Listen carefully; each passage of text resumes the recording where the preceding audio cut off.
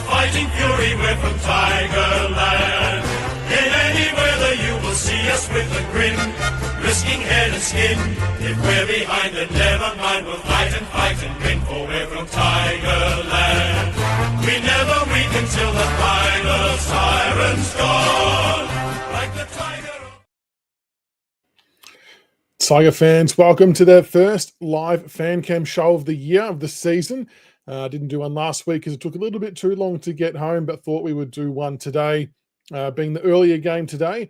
And yeah, fresh off the 68-point loss against the Gold Coast Suns at the MCG, 19-14, 128 to 9-6-60. It was pretty comprehensive by the Suns. No other real way to put it. In some ways, it maybe felt like an accurate reflection of where both teams are at. The Gold Coast Suns are obviously flag fancies for a reason. They're white hot, and we are still where we are. We're still in reality a bottom four side in trying to find their way.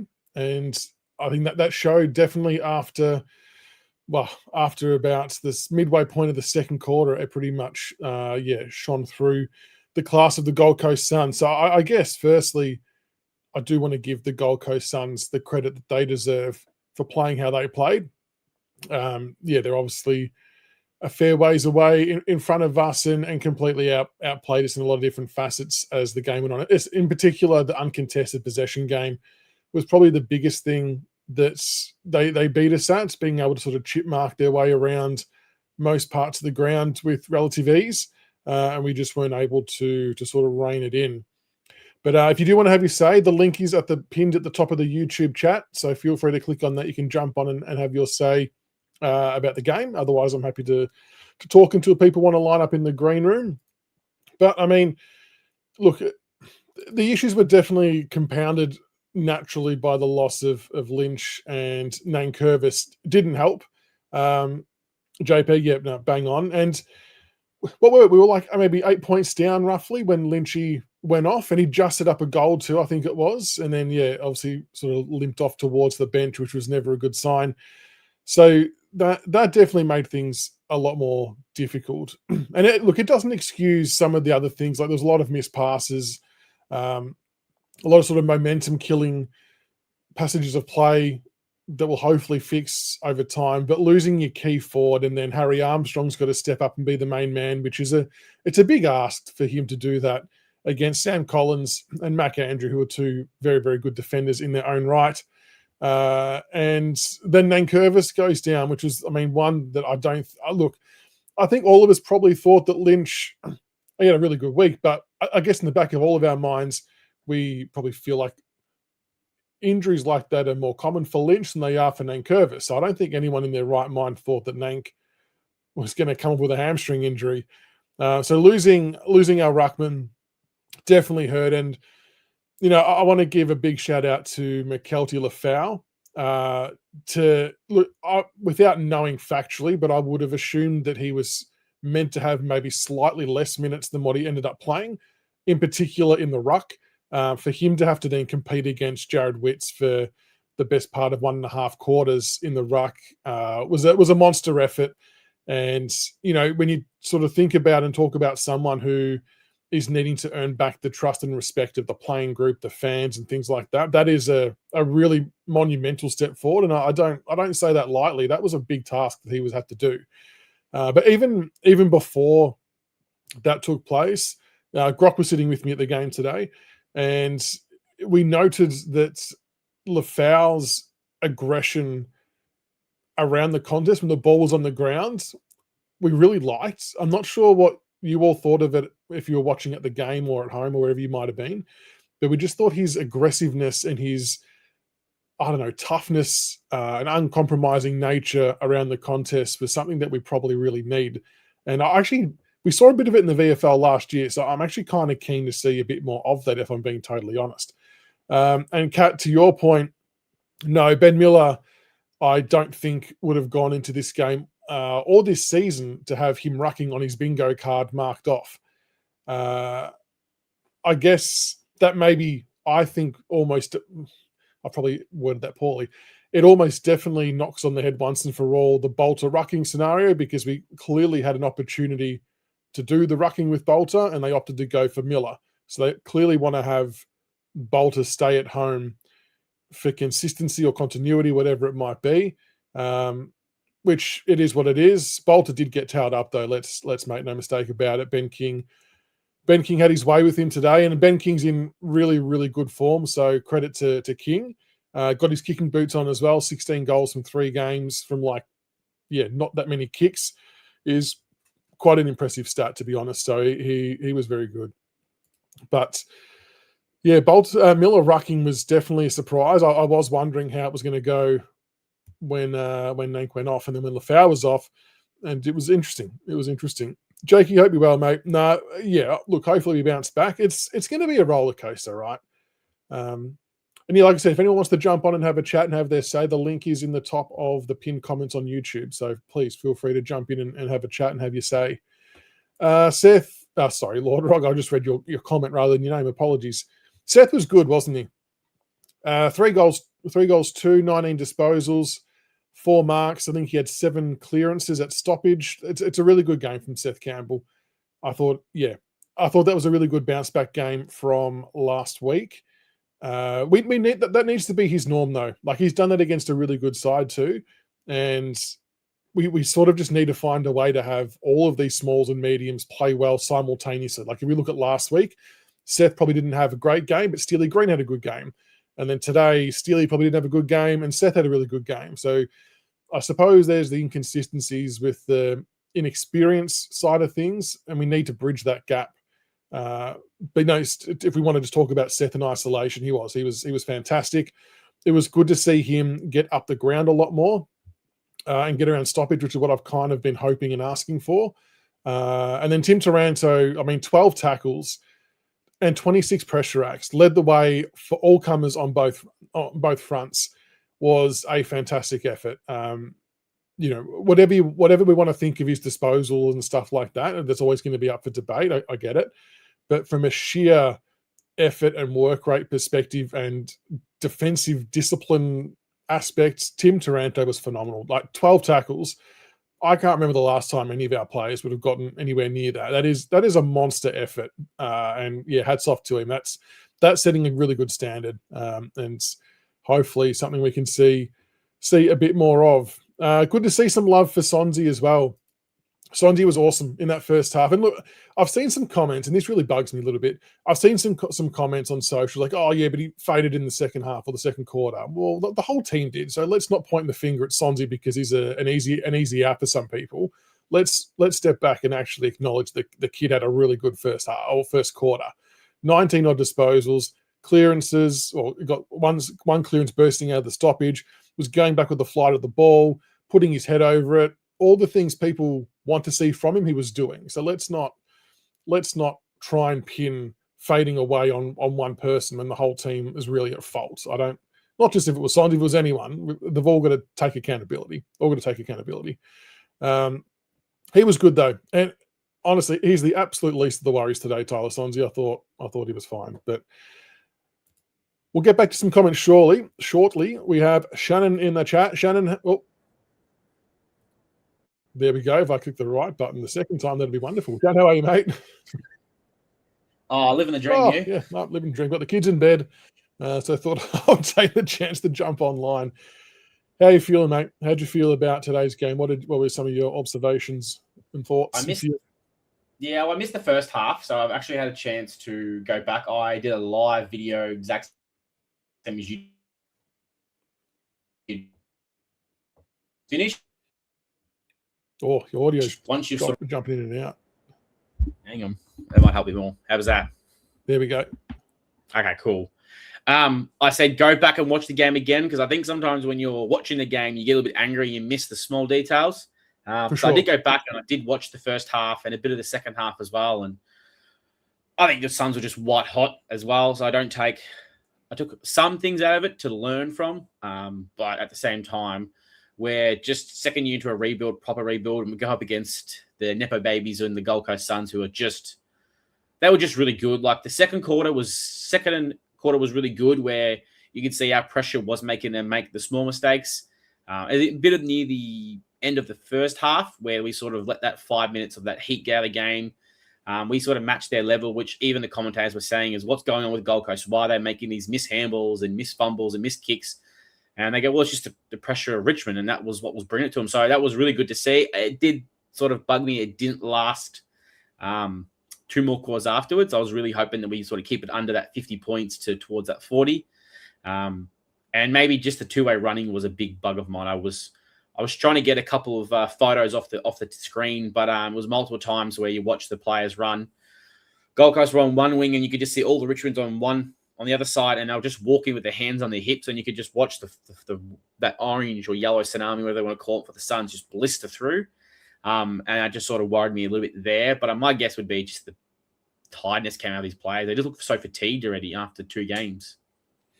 Yeah, I wonder how much having 2 rotations down plays a part as well. I know they were a rotation down with Petrarca, obviously later in the piece too. They definitely, they're a very quick side, aren't they? I mean, we always talk about speed and needing speed. That's definitely something they had, especially what I noticed being there was probably especially in the back half, like Noble, Rioli, even McAndrew pushing up the ground. Did that stand out a bit on TV, just their run from the back half? Yeah, their link up from the back half with mostly Noble. I thought Rioli was good at times, but I think they paid extra attention to him because he was back at the MCG. But yeah, Noble, that link up handball was just, you knew it was coming, and that was what was annoying me because that stand rule stops you from being able to cut that handball off. So look, and that's what I think Richmond's trying to get towards. I think we've got the fundamentals of the key players there. They just need the experience because Rioli and Noble are both premiership players with over 150 games of experience, so they just read that handball so well. So I think in a few years that would be Grill and Banks for us as well. So I think much you could do to stop that speed. It was sort of once it gets going, it's sort of just hope to God they make one mistake. On Banks, pre-game, but like minutes before the game started, he copped a big knock to the leg. He was limping badly. So I'm actually not sure how close to full fitness he was. There was a moment where I thought they might have pulled the pin, but he seemed to get through okay. Was anything mentioned or noticeable on him maybe not being involved as much, do you think? No, he seemed to be his sort of usual impact. No, it didn't look like he was off. It didn't look like he had a limp or anything like that. So I didn't even know that until now. Like that's news to me that he was close to not making the game. They didn't say much of it during the game either to see if he was saying that, look, beware of it. But he looked like a normal game to me. I don't think he was that bad at all. That's good. Sometimes it's hard to tell when things like play so far away, sitting in the stand. Yeah. Noel Bolter's game. I mean, fair to say that's a genuine stinker, isn't it? I mean, credit to King. He was super and converted and made the most of his chances, and that's all he can do as a forward. Were you surprised that we persisted that long with Bolter? What could have he done differently? Because he got absolutely torched. My thing was to stop ball watching. I watched it. There's a few times where you could have just paused the screen and there would be Nick lost on a broad and there'd be 3 Gold Coast players in the midfield, in their forward half, and you go, where's Bolter? And you could just see him in the tiny little corner of the ground just walking towards the 50. I just don't know why when it comes to the back line, sometimes when someone gets the momentum going like King was, just lock them up. Like, go man on man. Don't let him have your sight. And that was the thing I noticed in the back line.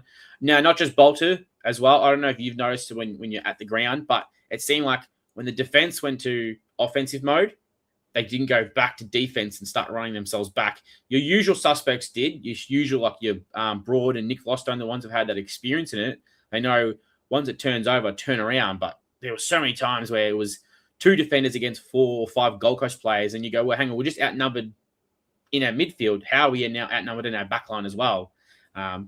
He did have a stinker, and I do understand. I do agree with that. But their delivery, some of those deliveries he got coming in, even Alex Rance couldn't have stopped them. That's true.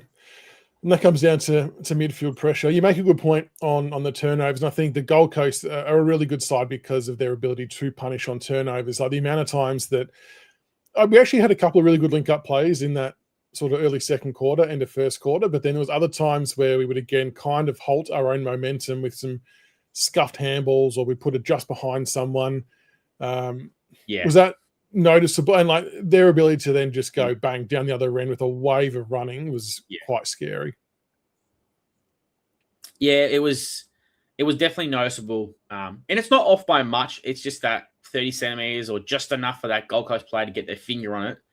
Lawler did one right down near the end. I think it was in the fourth quarter. We almost got Hugo L. Smith, but it was just short enough for the Gold Coast player to jump up and grab it. I reckon in a few years' time, most of those ones we won't miss. My biggest concern was with those kicks and those bad kicks. A lot of them are coming from our senior players, which was a bit of a concern for me. Jaden Short was pretty common for that today. Now, I know he had a good game still. He's probably one of our best players. He had 33 disposals. And I'm pretty sure it was like 750 meters gained again. Just the only issue is that still these kicks are just long down the line. And it was multiple times he kicked long down the line and went straight to Mac Andrews, who was just standing by himself. And it made his game very easy for him as well. Bolt did it a few times. It just was the same sort of repetitive players, which I would expect better. Taranto was the same. Hopper was the same. Jack Ross. The players in the midfield who I thought should have a higher standard than a lot of our younger players were doing those kicks that just weren't effective or going to the right position, or they didn't wait that couple extra seconds to give our forwards a time to catch up, and it was just feeding right into their backline. No wonder the backline was having fun. They were just getting fed to them. And it makes it worse when Lynch is off and then Harry's playing number one forward. Well, and there was even times later in the game where Maurice Rioli was having to man Mac Andrew, not because that's what we wanted to happen, but because LeFau had to go on ruck and Harry had to go up higher. So then someone had to play a little bit deeper. So they were kind of just damned if they do, damned if they don't. And I mean, Morris competed well as best he could, but it's not even just this game. I do find that we somehow managed to pick out like the tallest opposition player at any given contest. Like even you remember the practice game, kick it to Max Gordon every time, straight down his throat. It's I don't know what it is. I feel like it's the whole put the pressure on somebody else, get the ball. Like Noah Bolter did it, and it's a pet peeve of mine. He got it I think it was like right in the goal square nearly, and he had time. He just took one step and then just kicked it. Instead of kicking it, if you're going to kick it high when you're on a bit of pressure, the best option is always to go high. So it gives everybody a chance to get around it, to spoil it, to mark it. He kicked it low and it went straight to a Gold Coast player, turned around and kicked a goal. And it was small things like that, I think, that start to accumulate through the day where you start to get a little bit more angry as well. So I just, it's confusing. What about Jacob Hopper's game? I've seen a lot of commentary about that. Look, at the ground, I know he got a bit of the ball, but there seemed to be a lot of really glaringly bad turnovers. And again, it just felt like the pace of the game was the issue when it came to him. But then I also noticed, again, with the midfield mixes, maybe a secondary question that I still noticed we were going with Prestia, Taranto, Hopper at times. And we won clearances, though. So this is where it's really interesting and challenging, because we won stoppages, we won clearances. The quality was the clearances, the different question. But what did you make of Hopper's game today? On mine. Well, I just don't know what's going on with him. I honestly don't. From a player who was probably our second best player last year, to a player who just feels like he should be playing in the VFL. He just seems to be either A, panicking, or B, too slow, and he gets caught. I think I saw a stat today was he had 18 disposals, and it was something like 60% of his disposals were turnovers. So pretty much as soon as he was getting it, he was just giving it back to Gold Coast straight away. Now, I don't know if that's just we're playing too many slow players and it makes him look even slower, because they had Ross, Prestia, and Taranto, and that was sort of a rotation. Every now and then there was a bit of Lawler. It wasn't enough, in my opinion, to what it should have been. I understand why Lawler was playing forward. I've said that many times. I can understand the whole concept behind that. But it was the same thing. And Prestia is not fast. Ross is probably the fastest out of the four of them. And then it's Taranto, and then it's Hopper. So is Hopper just looking slower because he's around other slow players as well? So I don't know whether he's carrying a corky or something like that, but he just seems to be right off. It feels like he's now a 50-year-old player struggling to keep up with everybody else. That was actually a comment I did see. It's like he was playing like an older man, just with the speed. It's starting to become a little bit of a worry, isn't it? I mean, if we just look at the opening round one, and what we've seen so far this round from all games outside of our own, speed is clearly king. But look, maybe there's a personnel thing from our end, but we just certainly don't have. He's not adding to that at the moment. But then he's not adding anything else elsewhere either, which is what's probably getting a little bit alarming. Yeah, well, I was also confused on that as well. We had heard about the preseason that Taranto was going to be playing a bit more half forward as well. And like even the last 2 games, I don't think I've really seen him in the half forward line, like positional wise. He hasn't started there. It doesn't seem like you see the start of quarters or the end of quarters, you see him in that half forward once the ball goes up. Now, is that because Taj Houghton's been injured? Like that's the question I had. But yeah, it's a good call. Like we won. I know we won stoppages, like center clearances. We pretty much won every clearance. And then I asked the question, most teams who win a lot of those stats by, I think we won most of them by like 7 or more. Most teams win a game every single time because it means they have the first hands on the ball to get it outside the center square and get it towards their forward line. I was like, why are we winning them so much and easily winning them? I think we lost was the ruck hitouts by about, I think it was like 14, which was no surprise. But why are we not winning those? And that was my concern. And I said, my concern is because Hopper, Taranto, and Ross, unfortunately, they sort of butchered the most of their kicks as well. So I have a bit of concern going into now Fremantle, who are playing really good right now against the D's over their home state, when our 3 most used midfielders just butcher their kicks and don't actually sort of take their time. I think those days are gone of butchering kicks to just get it out of midfield and then go. It has to be more faster transition now. The game's evolving. Yeah. What do you think changes-wise? We're going to have 2 forced changes with Nankervis and Lynch out. Let's call it 3 to 4 weeks for both. Maybe it's less, maybe it's more. You're lucky. The ruck is, well, I mean, they're both. If you were to pick 2 players at the start of the year that you didn't want missing football, probably those 2. From a complete structural perspective and leadership and experience perspective, not ideal. How do you see the changes faring with those 2 out? Now, I know everyone's going to say Jonty to be Lynch's replacement, but I think Jonty's been a bit out of his first game. He was very frustrated and angry. I think he needs a stint in the VFL, not because he's not a good player, and I don't have faith that he's going to become a good player. I just think he needs that bit of that confidence booster in the VFL where he can go up against players a little bit less than him and he can throw them around, kick a couple of goals, and that ego gets a bit higher and you're good to go again. I think Liam Fawcett deserves to come in. I don't know what else he has to do to get a senior game because he played good last week in the VFL. I know it was a practice match. And this week, I think he kicked 2+ goals. He had his market all around the ground, which was really good to see. That made me a bit more happier because it seems to be most of our forwards, besides Lynch, can't mark the ball in a contest. And Jasper Alger, which is, I know that's our boy. I know you would love to see that he kicked 5 goals, 1. If that doesn't get you a game, I don't know what else that does. And I called him in for last week. I wanted him in for this game to bring in the speed as well. So, and then you'll have to have the snack pack will have to come in automatically just because you have to have a ruckman. And I would look to bring Hopper out as one of those other players as well. So that's 3 out, 3 in. I know everyone's going to say they're not going to drop Hopper. They're probably not going to, but if it was up to me, I would put him in the VFL or work out why his body's doing whatever he's doing. Yeah, there'll be some interesting changes. Snackpack will definitely get his chance, which will be interesting. Yeah. I have some people ask me about if Sims will, but I think even if Sims is back Sims is week, about he hasn't played preseason. He's mid-year at best, I think, for Sims. Simsy's last report. Oh, that's Simsy. Sorry, not Simsy. Samson, sorry. Yes, yeah. Well, I mean, 1 to 2 weeks. He could technically be playing, but I agree. I don't think they're going to put him straight in. That would you'd have to give him some. He's barely had a preseason, so it has to be Oliver Hayes-Brown. Otherwise, you're bringing Gray in and somebody else who will have to pinch ruck with him, Miller and Bolter, and sort of play a 3-man ruckman system back / defenders. We're just winging it. We're just winging the ruck line. We've got Sean Darcy and Luke Jackson to go up against. That'll be fun. Yeah, well, this is what I said during the off-season, that they had to get a backup ruckman who can play senior football like a Cox, because if Nate goes down, we don't have anyone who's played enough senior game to sort of right the ship for now or keep the ship balanced until Nate comes back. So, like Archie did his hamstring for Adelaide, he's out for up to 6 weeks, and that's a high grain. So there's no chance, no surprise if both these guys are out for 6 weeks.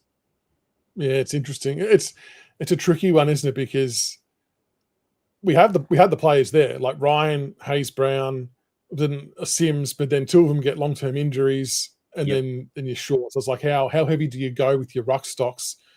Yeah, it's a real doozy. It's gonna be an interesting game, but no, got me worried. But then again, we got them. Like, we were pretty good. We play for some reason. We play pretty good at Optus Stadium. We do. They're just a very good team, though. Yes. And last I checked, they were doing really well against the D's. Now D's are meant to be at our level, but we'll see, because Freo's got the speed as well. That's another one that worries me. Their midfield is just blistering speed. Any other final thoughts from today's game? Hopefully we tied up a little bit more on the back line. But at the same time, I don't know if anybody noticed, sort of give credit to Adam Uze that he actually did throw the magnets around and tried a few things coming near the end, which I really do appreciate.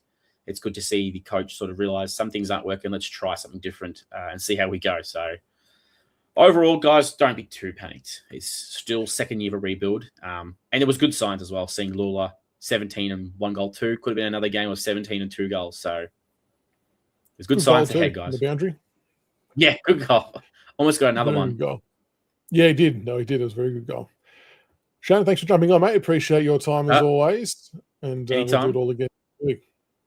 Yes. See you, mate. See you, mate. Sarge is in the house.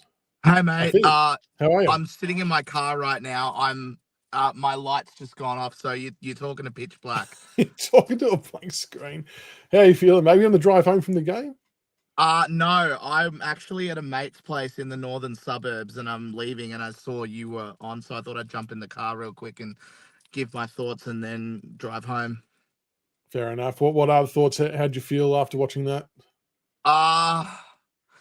To quote every footy player, a little bit flat, to be honest, but that's footy, I suppose. It is. It's just, that's good teams will take games away from you really quickly. Yeah. What did you put the fade down to? Well, losing Lynch was not ideal, but losing Nank, that was even worse. Like, I think Shannon put it beautifully. Those are the two blokes we don't want to lose at all. No. Structurally, they are by far the most important. What are some of the things? Yeah, what were some of the negative things you noticed today that you'd like to see fixed for next week? Speed. We need more speed. I don't know what we can do about that, but we need the blokes to be hit in the contest. And we gave Gold Coast way too much space. Like, they were just able to pass to everyone and get the ball into their inside 50 with way too much ease. Like, we're not applying enough pressure. Who comes in then? If we're talking speed, is it in a certain part of the ground, or is it in all parts of the ground? I think all parts of the ground. I don't know. I don't know who would bring in, because who I would bring in are usually injured, like your Taj Hottons, all, like, we need blokes with legs, and the blokes like Taj Hotton and they're either playing in our current 22 or they're injured, and Taj Hotton is probably the missing piece in my opinion. I wonder if Rechko maybe gets a call up for some gut running. I mean, he's quick. I wouldn't say he's lightning quick, but he's quicker than a lot of others. He's probably got a tank. He does. As well. He does. No, he's definitely got a tank. Yeah. I thought Sonsie was absolutely brilliant. He should keep his spot. I don't know why he didn't play round 1. Yeah, I thought he had a really good game too, especially when we had our game up and going. I thought he was really prolific and strong. I know, they faded as a bit of a collective group in the second half, but yeah. And what was good for him is he was putting his head over the footy, like he was actually committing into contests and getting in the way of oncoming traffic and things like that, which is the small things that he hadn't seen a lot of previously. So hopefully that needs to be kind of the standard now, doesn't it? Just keep doing that, and the rest of it will sort of take care of itself. He used to be quite scared of the ball. I don't know if you can recall, but I remember in 2023 or no 2020, Uze's first year when he was playing, he just was not putting his head over the ball like he is now. I think he's improved in the last couple of years. It had to be a fundamental change. Not sustainable to play footy if you're not doing that. So that's good. He did change it, and we need to see a bit more of it. What did you make of the back line today? Yeah. I thought the back back line the most was the back line had felt for a while. okay. Yeah, I was a bit. Well, we let Ben Kings kick 7 goals. He was good. Was it? Yeah. He. To be fair, though, that set of twins, they love playing against Richmond. I'm dreading Max King coming back, and knowing our luck, he'll probably come back when we play St Kilda for the first time because we play him twice. I thought everyone did a reasonable job. I thought Bolter was a bit woeful, but he could have just been having an off game. I still back him in. Miller was. I thought Miller played okay as well. That Ethan Reid, I think agree. it was. The dude's like 202 centimeters. That is a tough matchup. He's going to be a good player, by the way. He's going to be a very good player. You reckon? Ethan Reid, just because of the sheer size, I think he took like 10 marks. Yeah. He was huge. I was saying during the game, when I was in my oh my god, we're losing rage. I'm like, he will never play another game like this again. He'll never play a good game, but maybe he might. Who knows? I think he might. No, he was very strong actually. Tiger team, notice you're the only one saying that Sonsie's played crap, my friend. I think you just got it out for him. I'd maybe ease up if I were you. He was fine. He's the least of the worries. What did you think of the midfield mix? I think that's again going to be the very big talking point for the next fortnight to see how we go against Freo. But I do want to give him a little bit of an out. Lawler probably didn't play in there as much as we would have liked because when Lynch went down, we did need to restructure our forward line. So that most definitely impacted his minutes. I still think, though, there is definitely a need to try a Seth Campbell in there. Be a bit more creative. I just Seth played up the ground at stoppages and got 7 clearances from it. So why wouldn't we then try that at a centre bounce and see if he can replicate it? Even though we were winning clearances, he would add a more quality clearance. Yeah, I agree. I'm dreading the Freo game. They usually touch us up. Josh Tracy usually kicks like 4 or 5 against us with no problems. I haven't looked at the scores, but they're probably having their way with Melbourne right now. Yeah. That's going to be a tough watch. And I would have penciled in Port Adelaide to be our first win. I don't think so now. No, we should go right. We should go okay against them. These next two games, as in today and next week, are going to be the toughest back-to-back games for a while, I think. Freo in Freo is a nasty task. They're winning by 55 at the moment against Melbourne. Midway through the third. Freo scare me. And Luke Jackson, I rate him so highly. And is Darcy playing? Is Sean Darcy playing for them, or is he injured?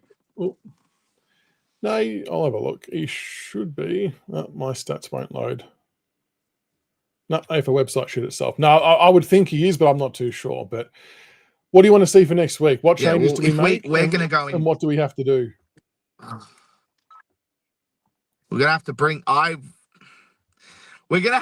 the snack pack in. I can't think of anything else. He'll be there. Yeah, he'll be there. The snack pack in. Do you think Jonty comes back, or do you reckon he needs a spell in the VFL? I tend to agree with Shannon. I think if we're talking about selection integrity side of things, I do think that Liam Fawcett's put together a really good couple of weeks if we're looking at a small body of work.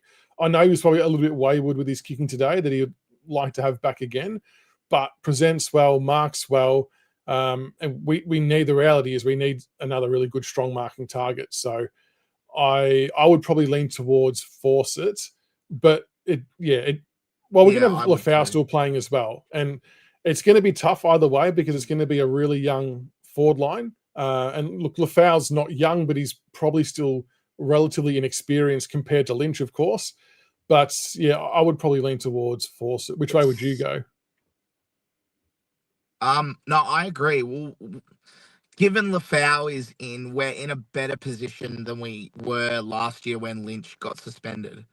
So there's a little bit of hope there. I definitely would bring Fawcett in. If I was making the decision, I would drop Hopper, bring in Alga, and then the midfield structure would be a little bit better balanced because we'd have Taranto rolling in there, Prestia if he stays, if he doesn't injure his hamstring, but he was all right today. We'd have Taranto, Prestia, Lawler, and Ross rolling through the midfield, and you could chuck a Morris in there, you could chuck a Seth Campbell in there, and then you don't have to worry about the forward line because we're bringing in Alga, who, by the way, your man, very happy with 5 goals today. Trying to tell everyone, bring him in. He plays tall, plays small. No, I rate him. Does it all. I mean, if you can't get in off a 5-goal game, not much more he can be doing, to be totally honest. So, yeah. All right. Any final thoughts on today? I'm scared, but I think good things will come. It's a long journey. It's a marathon, not a sprint. Yeah. All right, mate. Thanks for having me on. Have a safe drive home, mate. Yeah, you too. Wait, no, sorry. I won't drive anywhere, but I know what you mean. See you, mate. Josh, welcome. How are you, mate? Chris, good, mate. I like that hat. Oh, thanks, mate. Not bad. How do you feel after today's game? What are your thoughts and feelings and everything in between? Disappointing, but, if you look at that first half, you sort of think, it's not too bad. They're just, it looks like they really ran out of legs in the second half. It looks like no one wanted to be on the ground in the last 5 minutes. No, everyone kind of came to a bit of a standstill. The only one that I felt was still running late was probably Short. Like he was trying to do overlap run, even though some of the kicks just ended up being bombs down the line. I think I probably felt like I missed that from Grill today. I didn't notice him doing that really aggressive running. Maybe he was doing more of a lockdown because the Suns have got some really explosive small forwards. Did you see anything in Grill's game at all that you liked? Yeah, look, he was really still aggressive. Like he didn't get those really good kicks that we saw last week. Like he wasn't very efficient with the ball, but he really took the game on. I just remember one play where we were really stuck on the wings, but I noticed he really tried to get it through the center, trying to get us forward. And he seemed to be the only one sort of doing that. Our senior players were just intent on riding the boundary line and just letting it go out. That was my frustration for a bit of today, and I said it to Grock at the game that I just felt like that we weren't as adventurous or as dangerous as we were last week against Carlton. Like I felt that's what really got us back into the game, our willingness to take the game on, whether it was by foot or by running. And maybe some of that due to Gold Coast setting up a lot better than Carlton to cut off what we wanted to do. I don't know, but even just trying to shift their zone by chipping it around the back line, we just never seemed to be able to get free enough to do it where they were able to really set the ground up on their end by being able to shift us at will. Yeah, it sucks. I think our back line, it might not be quick enough either. There's a lot of talls down there. So when we do have it around our back line, we sort of do struggle to get it out sometimes. I do feel maybe that's because we've gone too tall in our back line, but we don't have anyone that's really any smaller that can really just punch it through and run it through the middle. Yeah, it was. I thought they got the balance a bit better. Like, as much as we all obviously want Gibcus to play, we all understand his journey and things like that. I do think it was the right move from a matchup perspective. It still didn't feel like we were any quicker moving from the back half. Everyone just seemed a little bit more stationary. And again, maybe it's because of the speed of the Suns forwards were a bit more of a concern. Yeah, out of the middle as well, they were really quick, especially early on. We really weren't accountable for them. Like Ross obviously was on Petrarca and he was just able to, he's not a quick man. He's 31 years old and he was just able to walk it out of there. So I don't know whether that's an effort thing or we just couldn't go with them or what. Yeah, what did Petrarca play? Like 3 quarters. He was probably tracking for a 30 possession game. He was doing a lot of damage. And look, well, hopefully he doesn't have too many games out with injury. We don't like to see that. But what about Tom Brown? I did like his move down forward. I know it was out of necessity. With Grill now coming into the back line, I sort of feel like there's not a permanent spot there for Brown. Yeah, I sort of thought he'd be more of a winger with his ball use. So when when he's able to get into the forward line, it's sort of he has that ability to just hit targets. So we're not just dumping it on top of Lynch's head and thinking that he's going to mark it. But I don't know. I'm thinking the wing was probably a better spot for him. But yeah, it looks like they've got other plans. I don't mind the idea of the wing for him.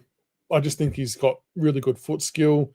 It's not a bad height as well, but yeah, I mean, I think playing down forward wasn't a bad little option for him today. What did you make of Dion Prestia's first game back for the year? Kick to goal, 18 disposals, 5 tackles, which was always nice, 2 clearances. Yeah, it's actually way better than I thought it'd be. And he actually looked like he was, I mean, I don't want to say he's not putting in effort, but he looked like he was really going hard for those chases. Like I saw him one time in the center square, he ran about 20 meters full sprint trying to put pressure on. And I'm thinking, oh, look. Makes you nervous. He's going to do his hammy here. He's going to do his hammy right here. But no, he could. It was good. He put a lot of pressure on there. And I thought, oh, shit, okay, that's really good from him. He had 79% time on ground. So, I mean, it's probably on the lower end of time on ground. But was 79% more or less than what you maybe thought he was going to get?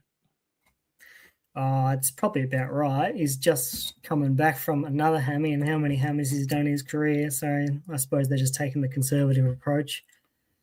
He probably would have done even less if Lynch and Mank didn't actually get injured. Well, that's true. I sort of probably forced our hand a little bit to keep him out there. One of the big things I noticed today is we had 8 players with 10 disposals or less. How big of an issue is that going to be for us moving forward? I know, look, I don't want to put Lynch in that category because he obviously went off injured, so it's a little bit harder for him. But I think we're going to struggle to win a share of games if we can't get the disposal numbers up for a lot of our players. Yeah, well, I think it's dependent on the position they're playing. Like, you don't expect Ben Miller to get 30 disposals, or you don't expect Tom Lynch, as you said.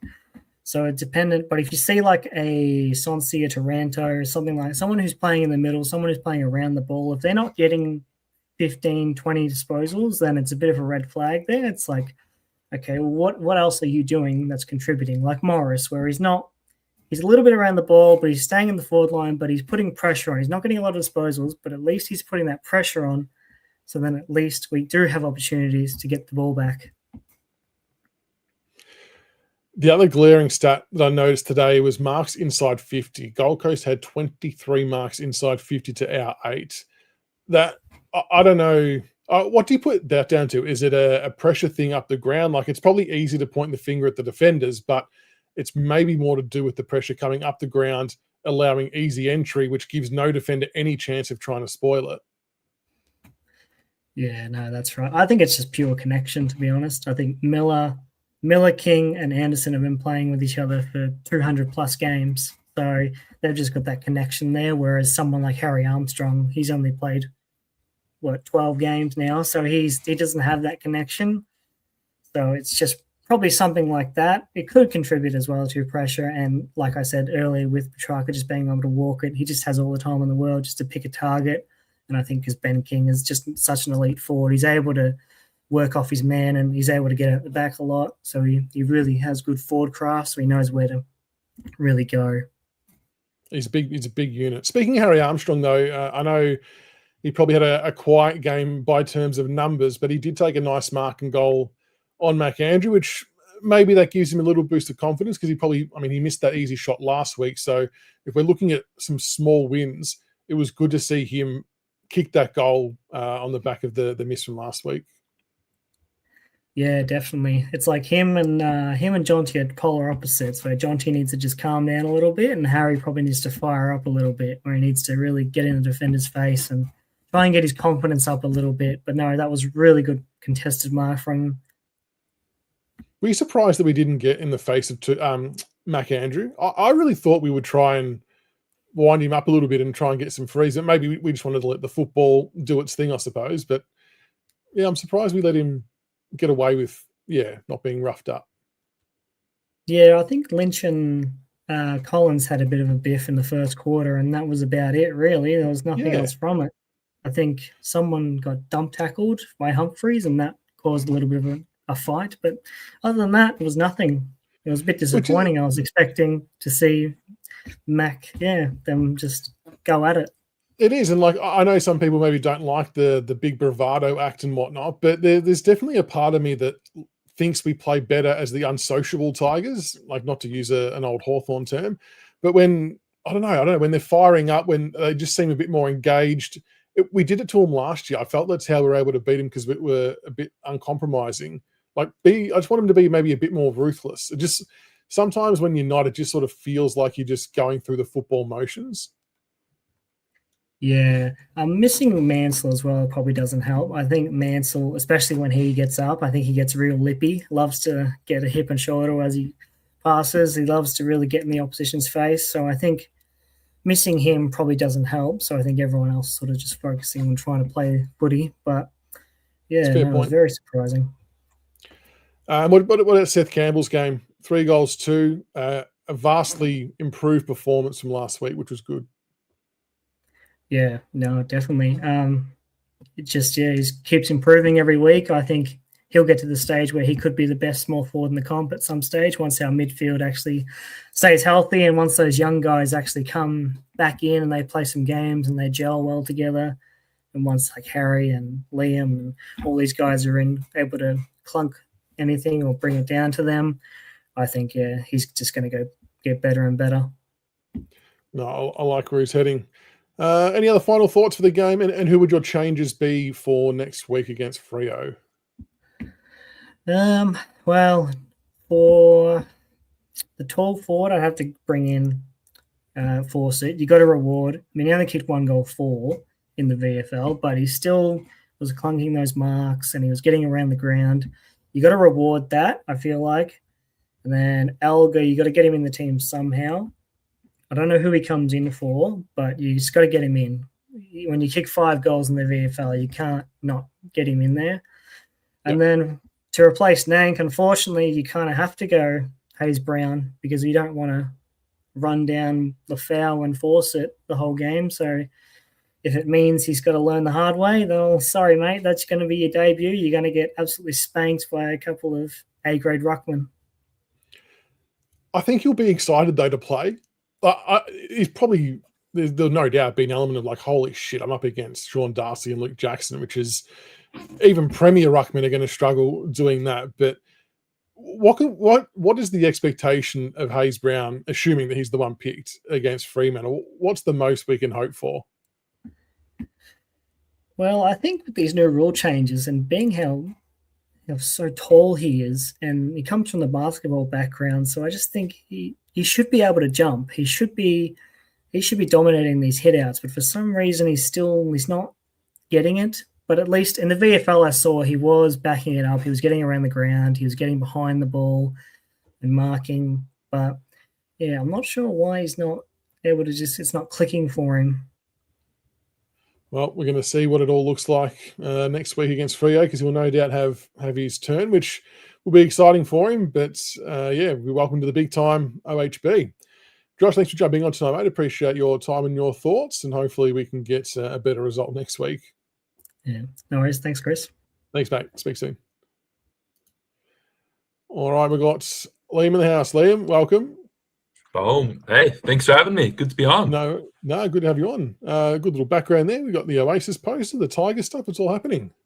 I got to have my favourite things up behind me, of course. Did you go to the concert? Yeah, I did. Yeah, it was pretty cool. Yeah, nice. Once in a lifetime opportunity. Take it while I can. Absolutely. What were your thoughts on the game today? Yeah, little flat, little disappointing. I thought we'd get a little bit closer. I know a lot of people were probably tipping us to be out around this 10-goal range. Got to give credit to Gold Coast; they're a good team, but I think we could have competed a little bit harder. First half, it was pretty close, but it was that last 10 minutes of that second quarter where they really broke us. They started linking up well through the middle. They hit some targets down forward, and they put it on the scoreboard. And I was like, that's the difference between a really good team and where we're at right now. And then, yeah, second half, it just kind of looked like we struggled to stay with them. Again, I think it's more just shows the difference of Gold Coast is a really good team. We've got a bit of work to do. Their ability to get that handball from the inside, outside, to get it into the corridor and just the waves they ran in, we just couldn't keep up with them, could we? No, and I think we saw patches like that against Carlton, particularly more first half last week as well, where just that sort of effort and pressure kind of dropped, and they were able to get those quick hands out through the contest and that clean ball movement inside 50. So that's something I think we need to work on from the first two games. Do you think we get sucked into the contest too much number-wise? It's almost like, I don't know whether it's a communication thing or a setup thing, but you would think the leaders out there should be able to identify, but it's almost like we end up with too many numbers at the ball, and if we don't win it, we're just way exposed on the outside. And then in a blink of an eye, because it's happened twice now, and I would say that Gold Coast are much quicker than Carlton, but Carlton was still able to do it to us in that first quarter.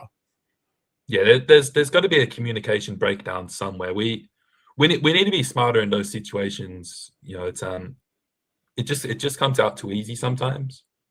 And yeah, it's not from lack of numbers at the contest. I think there definitely needs to be a little bit of talk between some people of where they're actually standing or what space they're marking, what player they're marking, just to shore up a few things around there. There was actually a few times communication-wise, I mean, even in the first quarter, Broad was going back into a bit of space, could have marked it. Bolter didn't really call him into marking, he's punched it. And then I think Seth Campbell slapped a ball away and he could have marked it. Just, I don't know, just small things like that. Just felt like today we weren't on the same page like we should have been. It was, yeah. I just put in the comments a little earlier. There were stages where I felt we were a little bit sloppy. If there was one thing that did kill us today, it was that decision making. Like, yeah, for example, you've got a player running back to get the mark, and Bolter's going up and spoiling. Communication again, but that's footy spots, and that's your senior players as well, Bolter and Broad. Surely the two of them need to figure out between each other, hey, I've got this one, or yep, cool, I'll sit back. So you're absolutely right. Yeah, it's communication. It hurts more when I see it more from those leaders. That's right, because you would think it would be an automatic thing. And after that contest, I did see Broad say to Bolter, let me know that I could have marked that instead of just punching it, because I think it ended up turning over and they go down and score an easy goal. What about the ease in which the Gold Coast were able to score some goals, especially when they got on that 5-goal streak? What levers do you think could be pulled to try and hold that momentum? Yeah, good question. I think maybe it's the rotations for me, but need a bit of a change. I know it's one that we all talk about a fair bit here is the midfield mix. Maybe chop out a couple guys, put some pace on the ball. Again, I thought Seth Campbell was fantastic today when he was up around the ball. Maybe it's worth getting him in there. Morris, I think, is another great pressure player who needs to be in there. And then down back, I think some of the matchups were not right. Again, picking on poor old Bolter here, but he got done in by Ben King today. So I think, yeah, it's got to come down to the players and some of their effort. But I think maybe for the coaches, just sort of notice, when they get 2 or 3 goals really quick, just call out something, be like, hey, look, we need to make a change. They're getting a run on here. We need to do something just to stop them. Even if it's just take the ball, get some possession, keep it off them. And that's what we haven't been very good at that for a couple of years. And maybe it's a confidence thing or is it a personnel thing? I'm not sure. But you see a lot of other good teams do it really well. If another team gets 2 or 3 goals, they'll take a mark and they'll work it backwards, work it around, maintain possession. But for some reason, we just never seem to have anyone in space in our defensive 50 to chip it back to. I don't know whether teams just push up higher on us like a basketball zone almost, or if we're not working into the space properly. It really confuses me and it frustrates me because we just end up blast kicking it and not always turning it over, but when we could retain possession and try and shift them across, we just don't do it. Well, that's how I see it as well. I think it's a mix between the personnel and obviously the coaching staff or coaching decisions for me. It's sometimes better just to do that, just to take that composure and say, hey, look, let's hold the ball. They're getting a run on. Let's take some time. Maybe that's where, again, someone like a Nathan Broad or a Nick Boston comes out and says, hey guys, let's just calm down. Let's hold the ball. Because you're absolutely right. Again, quite often today, we had these big, long bombs down the line and we lose it at the contest. Especially when Lynchy's off and you got either Harry Armstrong or Morris down the line. And bless them, they had a crack at trying to compete. But I think even more so when you do lose your prime key forward, then you really do need to make an adjustment because that method was never going to work without Lynch out there. Yeah, and again, that's definitely a confidence thing. It's always going to be pretty hard when your key forward goes down, and then later in the day, Nank Curvis went down. I think Nank was probably close to our best player until he went off. So yeah, that's for your younger guys. When you see your 2 leaders go down, that's definitely going to take a bit of confidence hit. Good call on Nank. I thought it was a really good matchup, him and Witts. Nank had 6 tackles up until that point, 18 hitouts, 4 clearances. 13 disposals. He's probably had 2 really good matchups in a row, I reckon, hasn't he, against Pitnet and then Jared Witts, guys who are probably similar older school ruckman than what he is. I know he's going to miss a few weeks now, but how do you think he's going to fare coming up against like a younger, more jumpy type ruckman? Yeah, it's still to be seen, isn't it? Obviously, the ruck rule changes. That's going to make things a little bit interesting for him. I think Nank, obviously, he's never been a superstar in the hit-out department. It's his work and his grunt around the ground. You mentioned the tackle, 6 tackles. It's that pressure that he puts at ground level. That's where he's really good. Also today, behind the ball, he was really good. I think he would have taken at least 2 or 3 intercept marks deep in the D50. So it's going to come down to that stuff. I think maybe he'll struggle a little bit in the center clearances, but he's an effort player. He's a work rate player. If he keeps putting in the hard yards like that, I think he'll be fine. He just fights for the ball, just scraps for it if it hits the deck. So that part I think is really valuable, isn't it? His ability to actually stand up in a tackle and try and feed the ball out is really good. It's the stuff like that you can't teach. James Trezise, what did you think of his game? I think a lot down number-wise. Do you think he had an impact like he did last week, or was it a bit under what he should have? Looked like he was bit quieter today. I didn't see him too much from where I was sitting. I was kind of in the forward pocket today. I do like him. He's another player who's got good work rate. He's a good runner. I think he's pretty good by foot. Just think he didn't really get too much into play today, unfortunately. Seemed to be a couple of other players in the same boat. Steely Green had, a bit of a quieter game, 7 disposals, Morris 8. I think you can get away in games if you've got 2 or 3 players getting those type of disposal numbers if they're doing something else. But when you have 8 players doing that, it gets a bit tricky to cover. Yeah, and I mean, it's like what you said. I think Josh mentioned it before with numbers. I mean, Morris only gets 8 touches, but he's put in under pressure. He's consistently asking the question of the Gold Coast defense. I mean, that rundown tackle on Dan Rioli, how cool was that? That was one of my highlights of the day. I was pretty close to that one. So, but yeah, like you've said as well, you can't have too many players, I guess, underperforming, if that's the word. Maybe a little bit harsh, but and particularly on a day like this where it's already hard going as it is.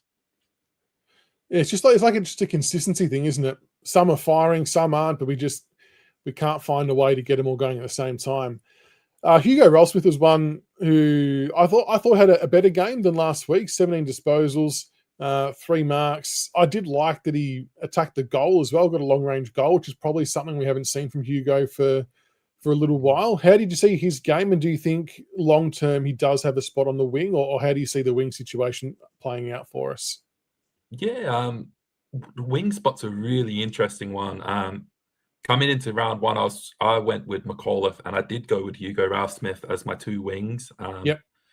Obviously, I think last week it was a little bit down, but he definitely picked up this week. I think he worked harder. He was better around the contest. I think he laid a couple more tackles, if I'm correct. And you're right, yeah, he's a pretty good kick. It's good to see him having a crack when the chance is there. He's got a lovely long boot on him, so absolutely, I think he should be given the license to have it a go more. Maybe they all learned something today. Maybe they have learned that if they're 60 out, can't make the distance, it doesn't always have to be Shorty, who's probably been the more predictable player to run around to get the handball. Maybe Hugo can play a part. But what I liked from his game, he had a couple of really multiple efforts going down the wing, getting from contest to contest, and kept the ball moving, which I think we need in a winger. I still don't know if it's the long-term answer or not, but did it work with Ralsmith and Sonsie, or does McAuliffe come back in? He obviously was laid out with sickness. How does that dynamic work? Yes, this is where I said it's interesting.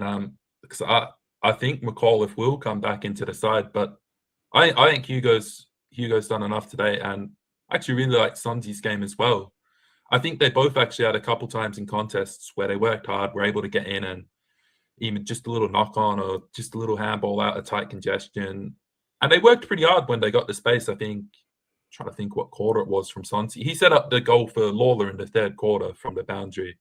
He was able to get out, take the mark, get some space, couple bounces, hit the target down that way.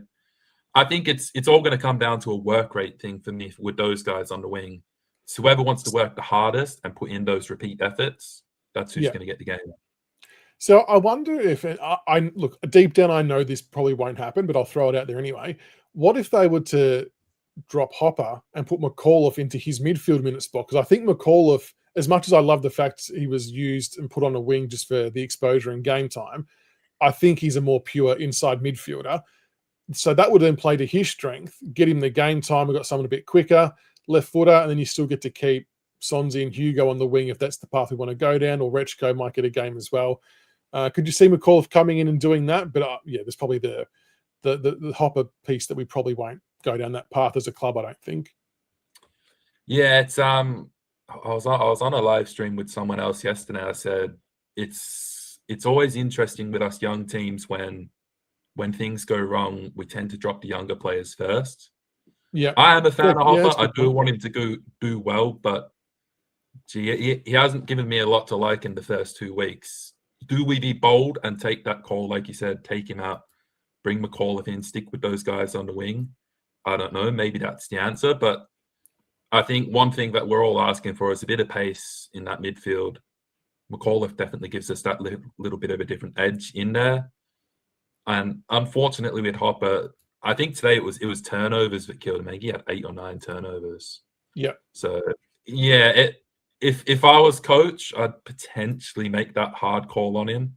I like Hopper. I think he's got the potential, but maybe send him down to the 2s for a week. Be like, if you're a star, show us you're a star. If he comes down, dominates, maybe bring him back. But yeah, is that where we're getting to? Like we need to make the tough call just to set a standard, to set an example, to try and raise that level of performance. Because you make a really good point that not just us, but a lot of other teams, it's easier to drop the younger guys and shuffle them around and move deck chairs than actually make the tougher call of dropping some underperforming senior players.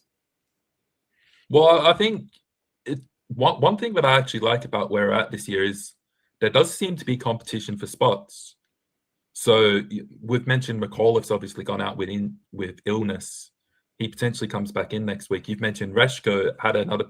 I think he's a pretty good player out on the wing. He's pushing for a spot. You obviously got the guys in the forward line like Alga and Fawcett that are pushing for a spot.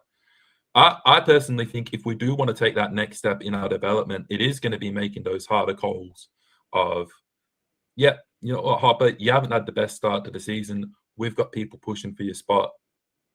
You need to go play a week in the twos. I think that's going to be the next key for us.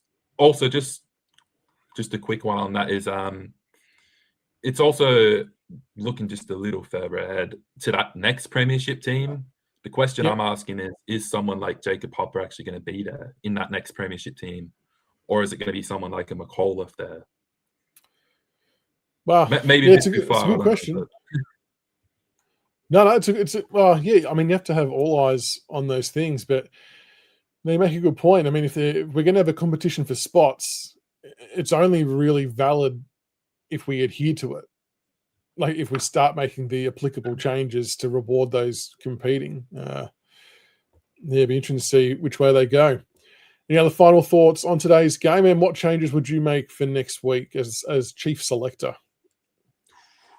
No, I think we've covered all the final thoughts for the game. Yeah, if I put my selector's cap on, clearly we've got the two big outs.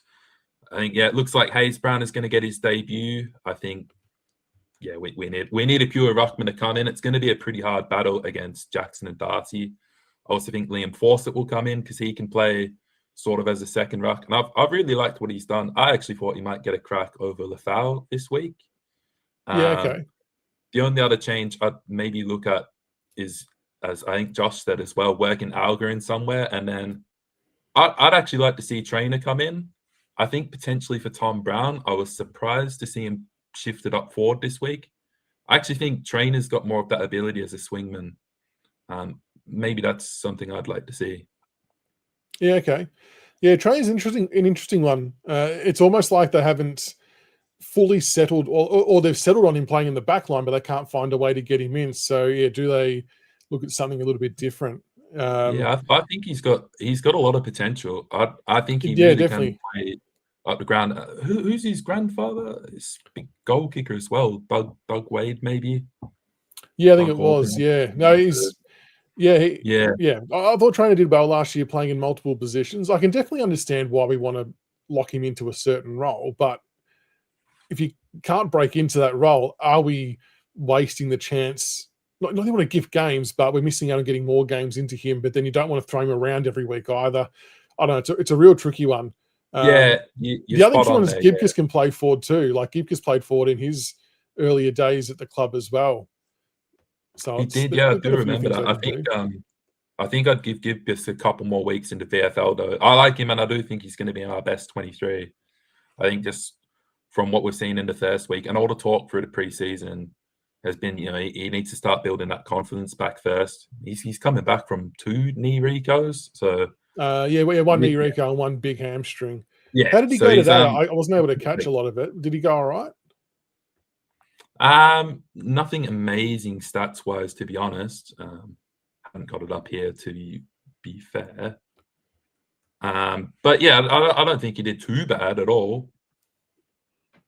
As long as he got through the game.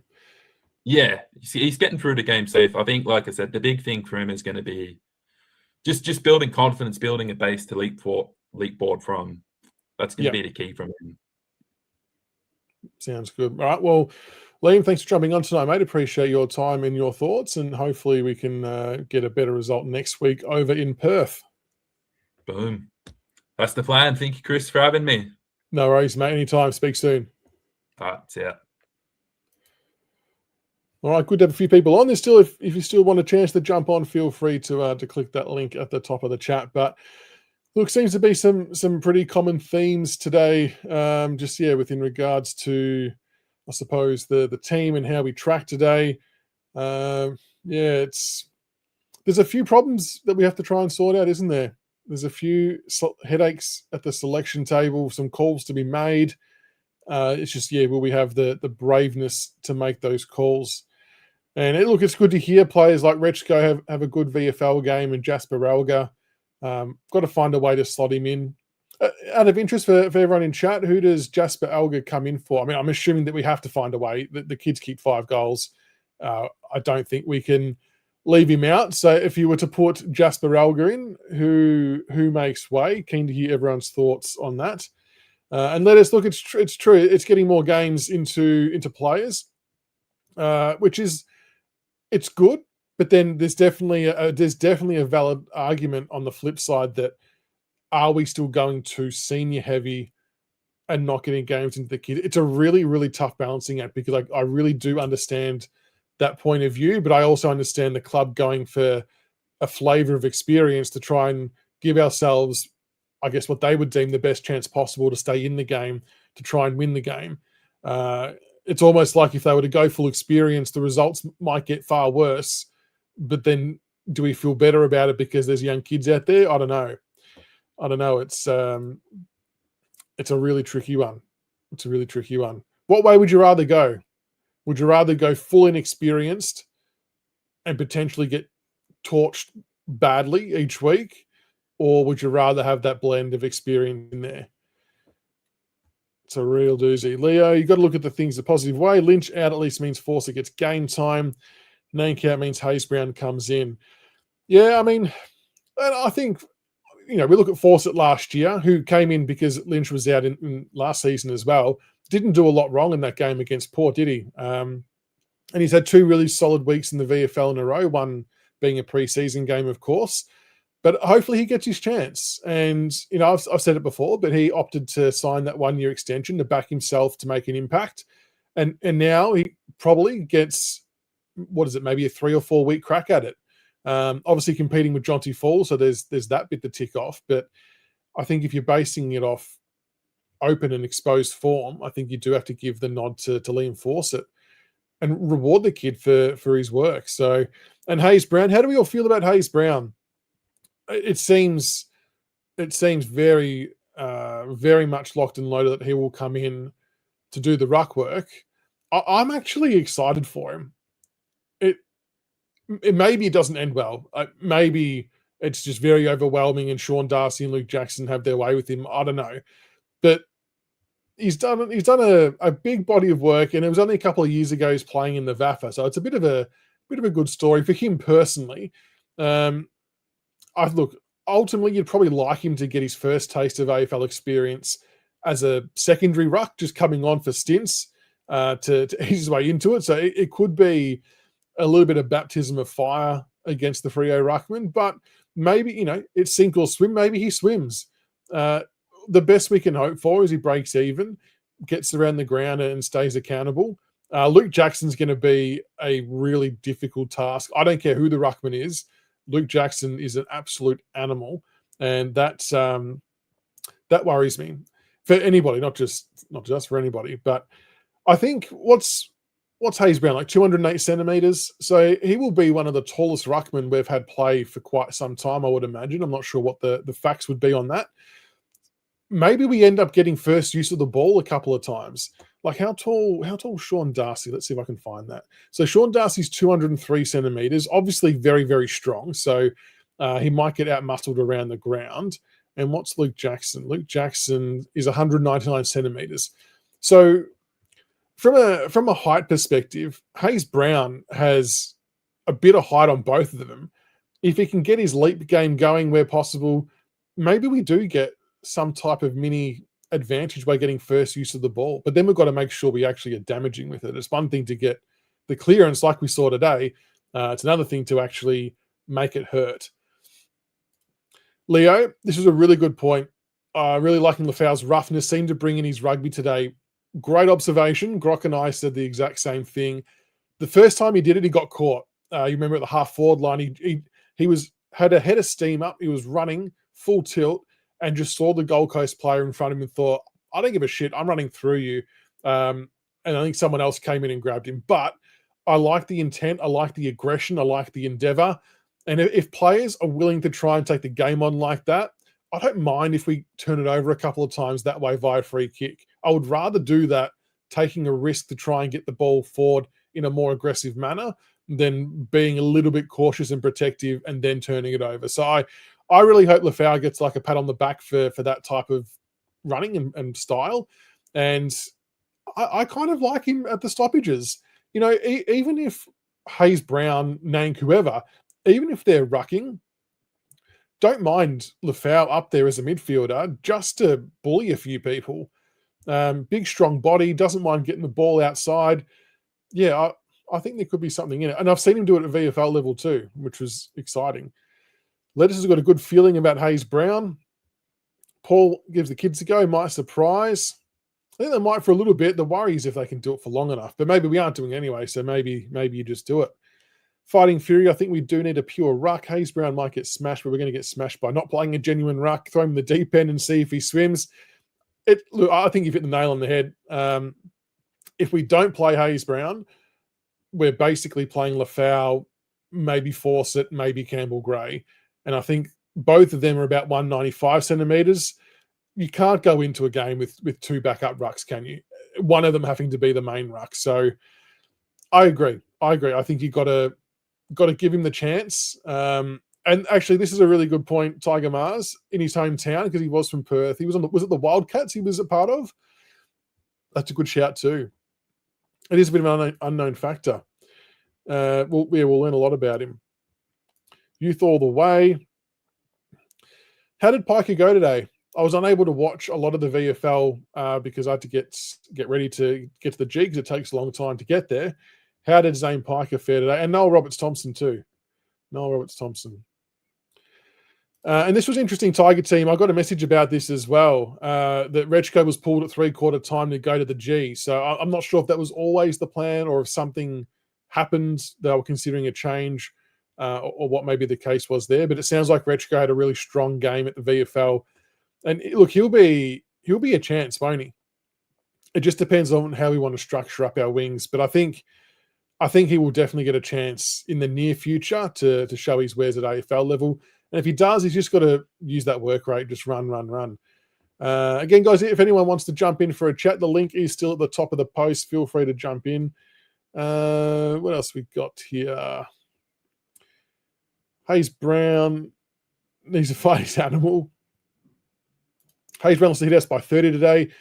The Southport ruckman is very good, though, isn't he, from memory? I'm going off last year that he's one of the best in the comp, if I'm not mistaken. His name escapes me. But that's interesting.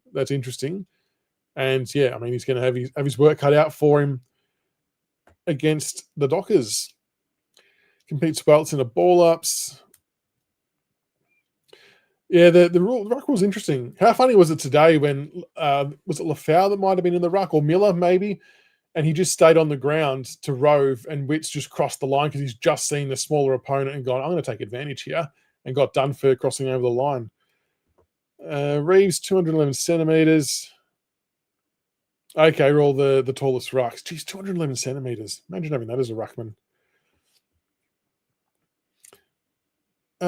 Me personally reckon we made a mistake not getting a second string ruck or state league ruck, even on the rookie list. Possibly. I mean, we had Dowling, I think we got that right, to train with us for that like that last week. It's a really interesting one, isn't it? Because just on numbers, we probably have enough ruckmen on the list. It just is very unfortunate that two of them are injured at the same time and not available. Like, do you end up being too top heavy? Otherwise, it's a really tricky situation, isn't it? No, Rick, comments are working. Fawcett bagged a goal from 50 against Ports. He did, didn't he? Wheeled around. Yeah, he had a good game. Lockie de Sampson need to bypass VFL and come straight into VFL and manage game time. I reckon there'll be temptation to do that.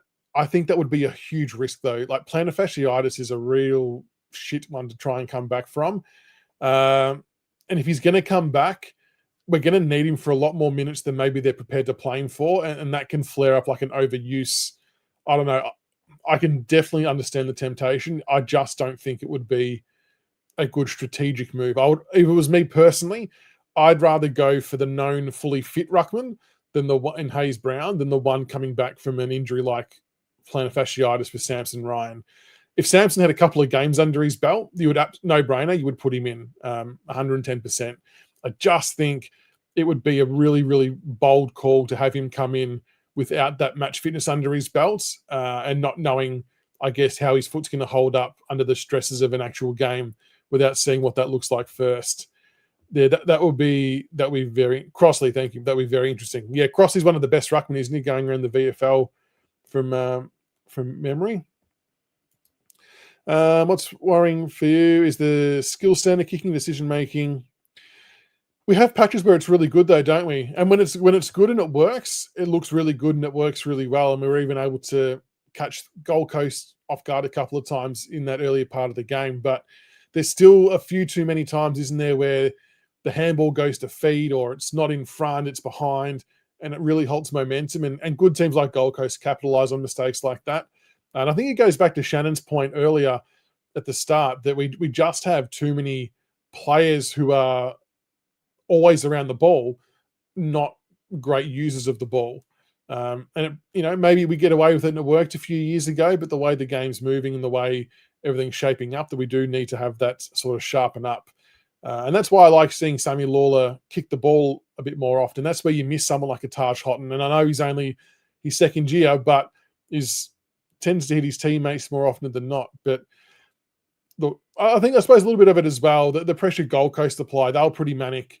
And good teams are going to be like that. I mean, you look at the Bulldogs last night, they laid, I think, 72 tackles or something ridiculous like that. That's an extraordinary amount of pressure being applied to opposition.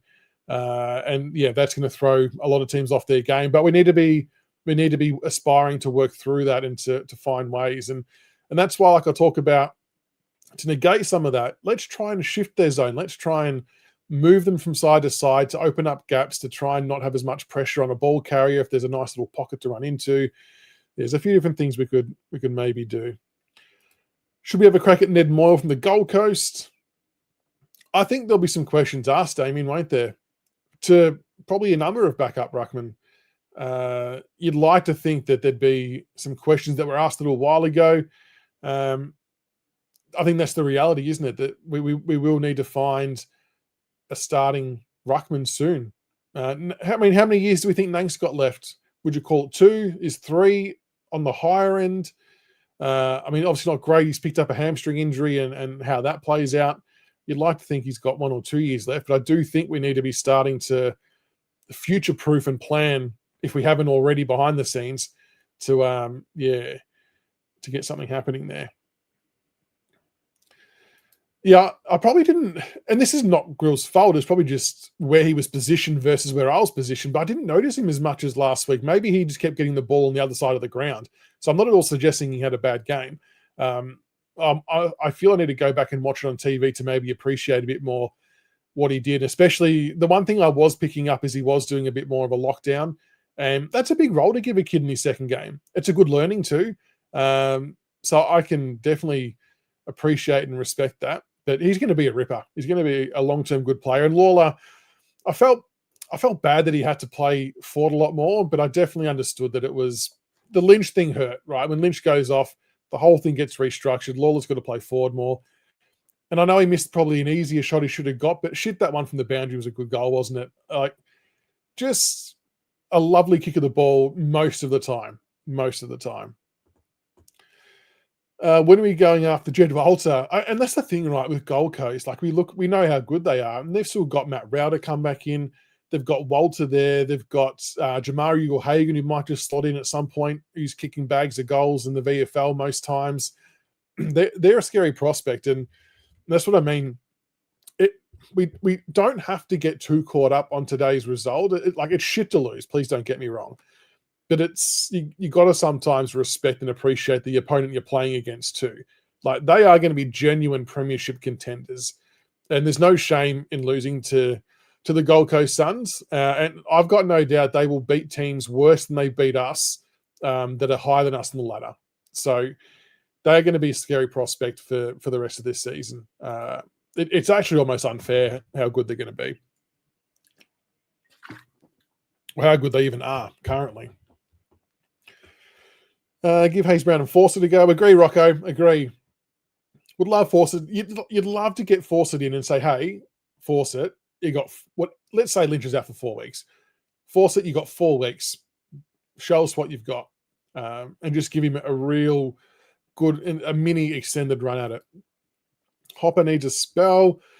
Yeah, Mitchell, he hasn't set the world on fire for the start of the year, has he? It's starting to become a real cause for concern. Having too many of the same player types, and I don't want to point the finger directly at Hopper, but there's maybe 3 or 4 players that are all very similar. And if they all don't have really good games, it becomes really evident and it really hurts. And it just happens to have been him 2 weeks in a row that hasn't had the best of games. And I don't know, we need to find other ways to make it work. I don't know. I'm not sure where we get to.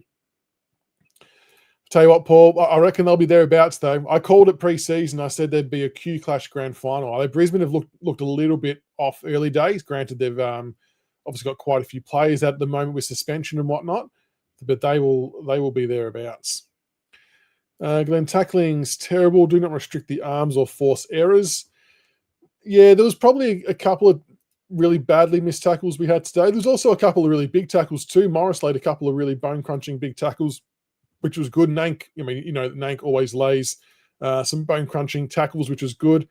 But it is always something that you'd like to always continually get better at. We had 59 tackles.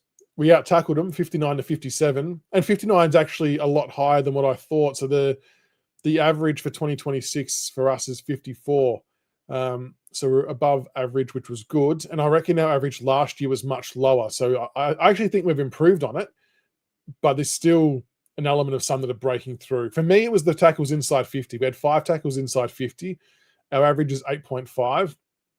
When the pressure's off on that front and you can't lock the ball in and get those repeat entries, and that was the difference with last week against Carlton. We were able to generate those tackles inside 50 and cause repeat stoppages. And we just weren't able to get that today. And by contrast, Gold Coast gets 17 tackles inside 50 and they average 11.7. So they were well above. They were well above. Oh, you reckon Grill got burned a couple of times? Possibly, yeah, and that may be very true. Like I said, I feel like he was playing on the other side of the ground, so it was harder for me to see. But if that was on your side, yes, then that may ring true. I'd like to see him use him a bit more too. Yeah, Luke Jackson, you'd be crazy not to ask the question, wouldn't you, if he was wanting to come back to Melbourne? Yeah, you would have to ask. Didn't we have... Yeah, it was 30 inside 50s. Well, was it 30 exactly? Sounds about right. Let me find it.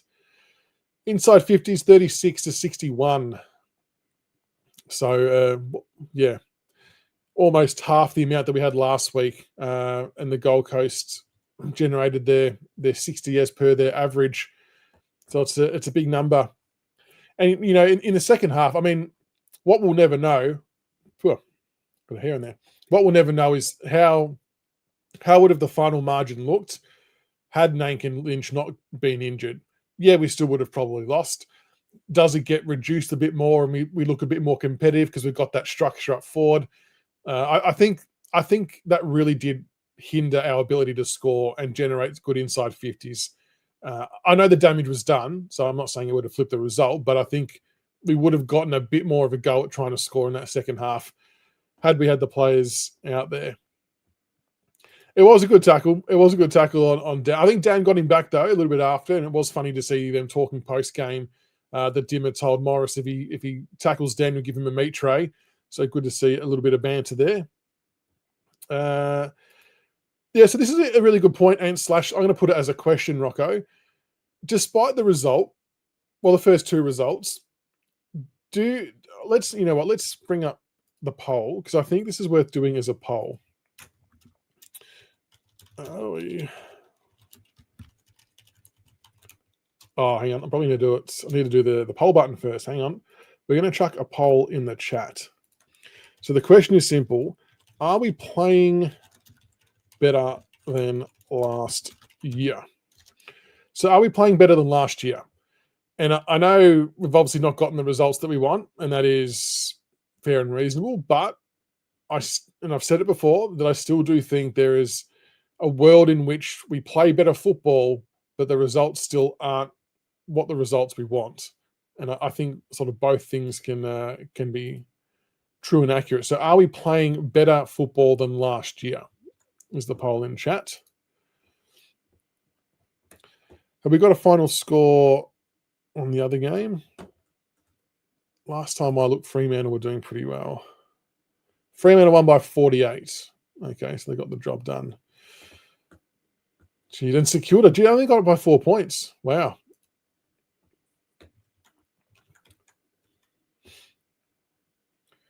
$15 votes in, 82% yes, 18% no.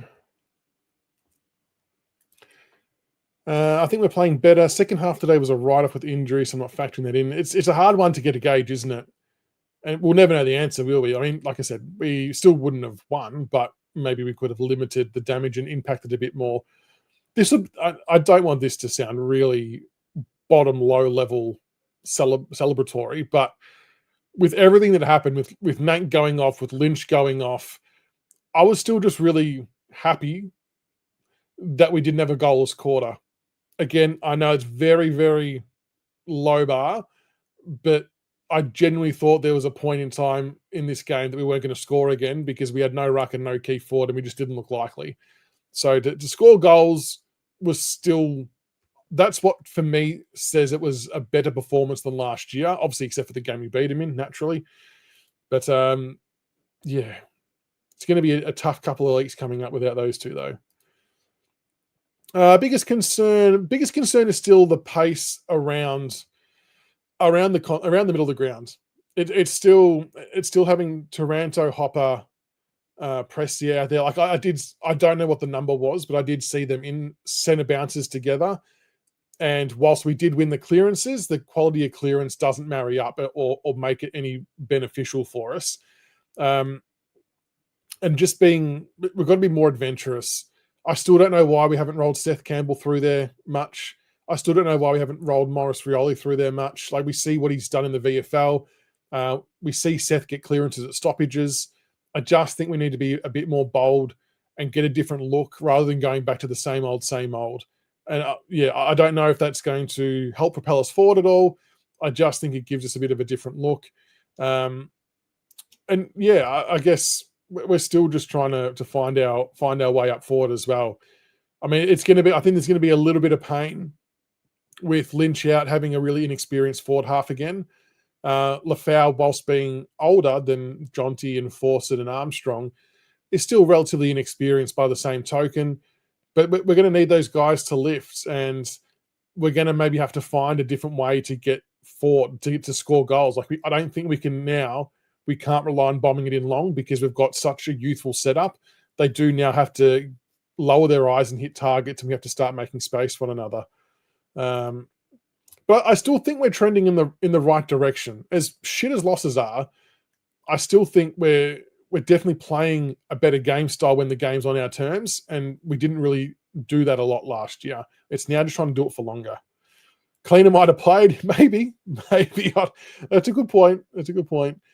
No 0 goal quarters yet, and that again, small low thing, but that's a good thing too, because it happened way too much. The annoying thing from today is our percentage took a massive hit. I think we were at 90 roughly before the game, and now we're at 60. And I know we're only 2 games in, and it's going to fluctuate quite a bit. But you obviously want to finish the season 80, 90% would be nice. But yeah, that took a big hit.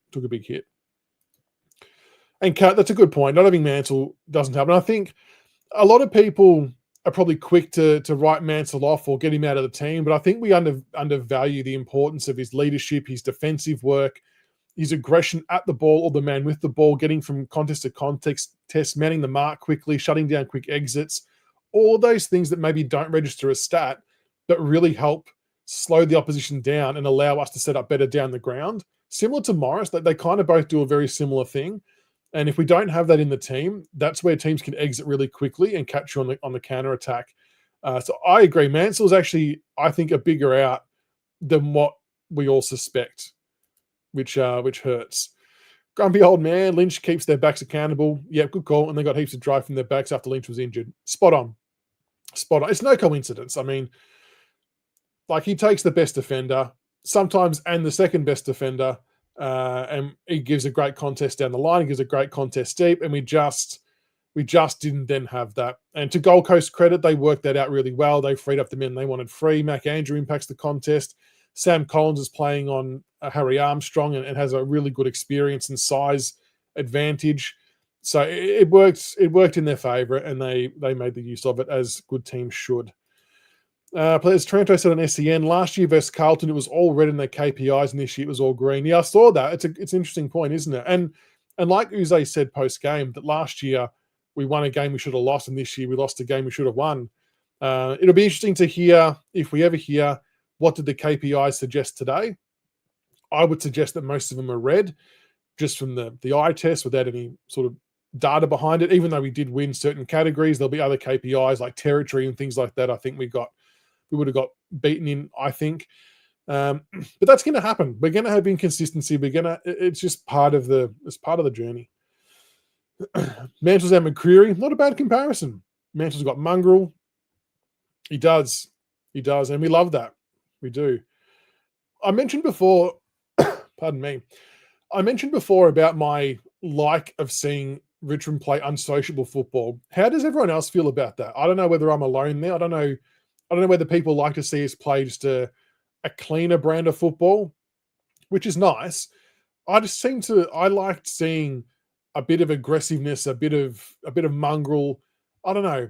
I just think we play a bit better when we're on the edge. What does everyone else think? Yeah, like we spoke about Bolter. He didn't have a good game, did he? One of the few times he had his colours lowered. And, usually he does pretty well on King. You remember Bolter's first game last year at Marvel. He torched King, smashed him. But King's in white-hot form. And, yeah, he's got, 16 goals in 3 games. He is flying at the moment. And, look, maybe we should have made the move to Miller at some point. I don't know. But, yeah, it just wasn't Bolter's day. It was a bit of a dirty one. When do we get our first win? You would have to say that Port Adelaide is circled as one that's a genuine chance. Next week against Freo, look, if we're being realistic with each other, I don't think that's going to be the one. But yeah, I tend to agree that Port Adelaide would be the first one you would circle as a big one to set yourself for. Agree. Bansell's one of our most experienced forwards. Yep, we definitely missed that there. Midfield.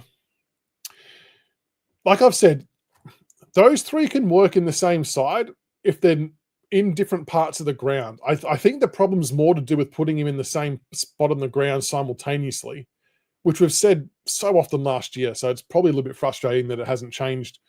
And yeah, I don't know. Something's got to give at some point. Oh, the midfield explosiveness. Lovely. That's what we love to see. Jeez, not looking forward to that. Yeah, Trent did say he would captain. I think he's the natural next player in line after Nank, whenever that might be.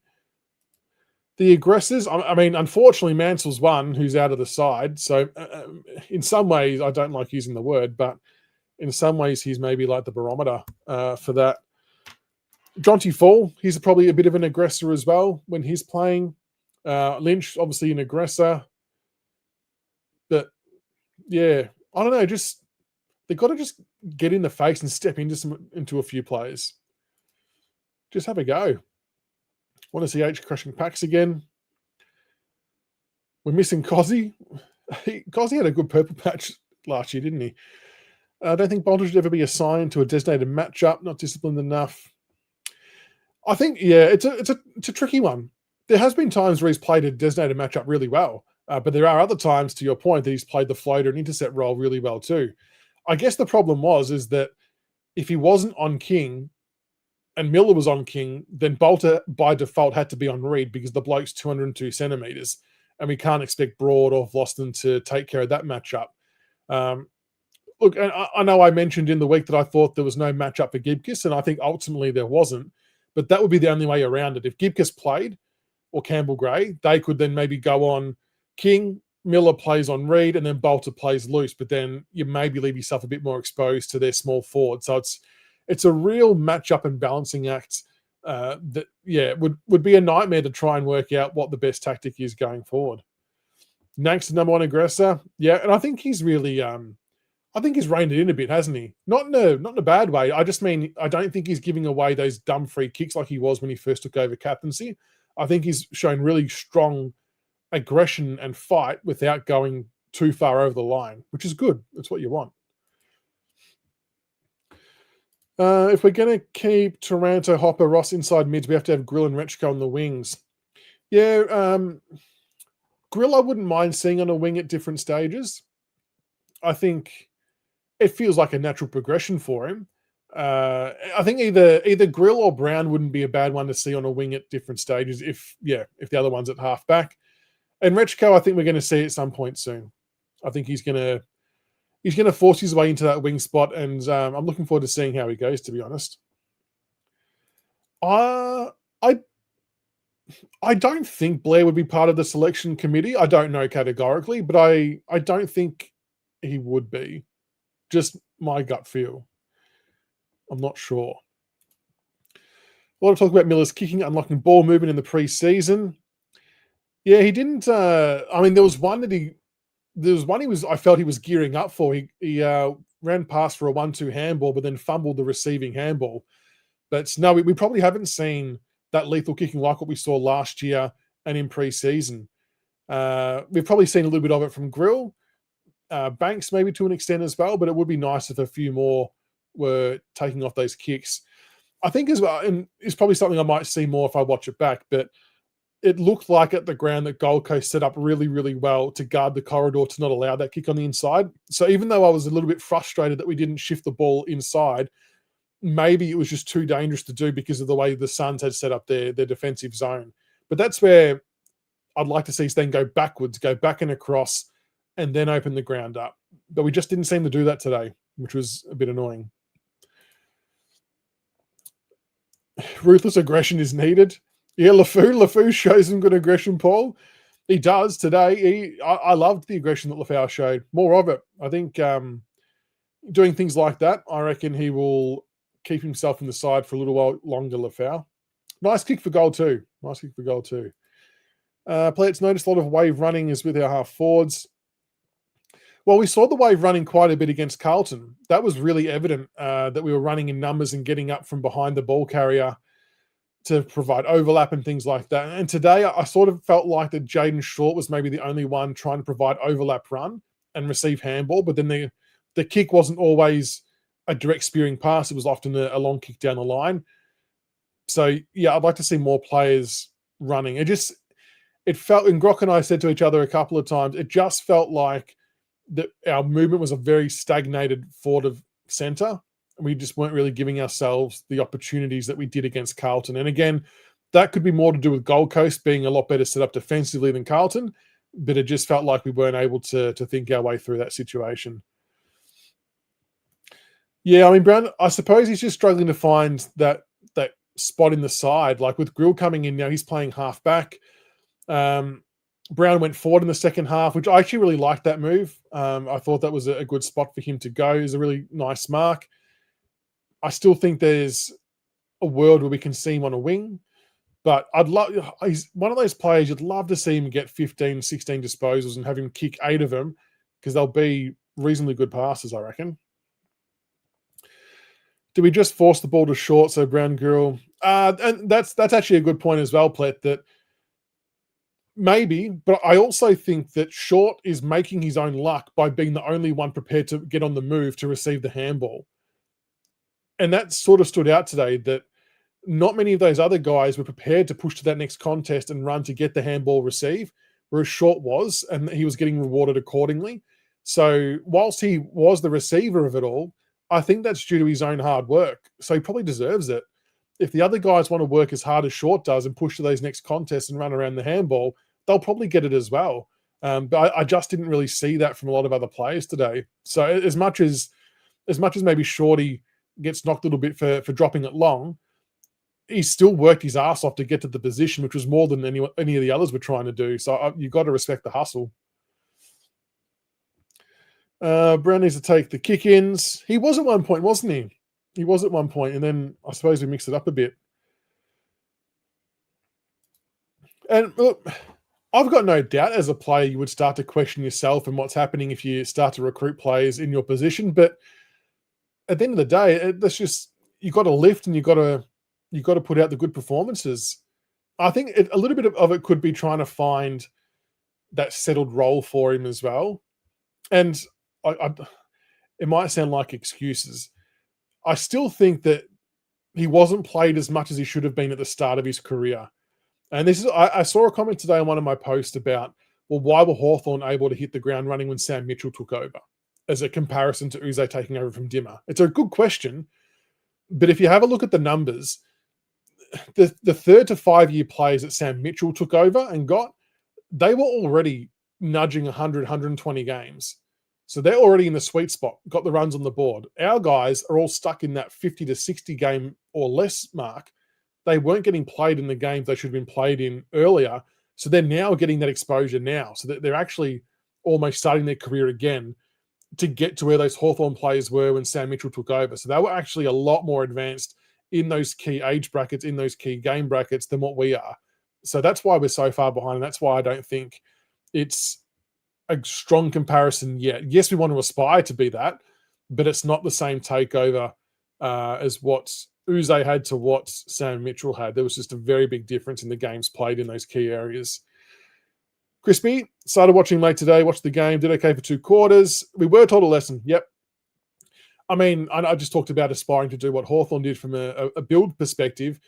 But if we talk about a game style perspective, the Suns are A++, aren't they? The way they move the ball, the way they run in numbers, they support each other, clean, clinical, like what we were in 2017 through to 2020. They were good. They were good. And they're going to trouble and beat a lot of teams this year. And they are a premiership fancy for a reason. So, like I said, it's shit to lose, but there's also no shame in losing to a team like Gold Coast with how good they are. And they'll put a lot more teams to the sword by worse than what they did us by. And just all we can hope for is that we learn a bit from that game and take it forward. Brown's one you can see requesting a trade if he struggles to break in. Anything's possible, isn't it? Anything's possible. And the competition for spots can create scenarios like that, I suppose. On one hand, you kind of hope that the players dig deep and grit their teeth and push through it. But yeah, we'll have to see where it takes us. I mean, you'd love for some of these guys to kick on. You'd love it. With Blossom Brown aging, and this is the thing, like we know that Broady has said that this year's his last year. So there's going to be a spot open up, right? And I think we all probably assume that it's for Luke Traynor, and that still may very well be the case. But yeah, Loston's obviously aging too. We hopefully get another year or two there. So yeah, whether these other guys just buy their time or whether they try and operate in a different role, yeah, it's going to be interesting to see what they try and do.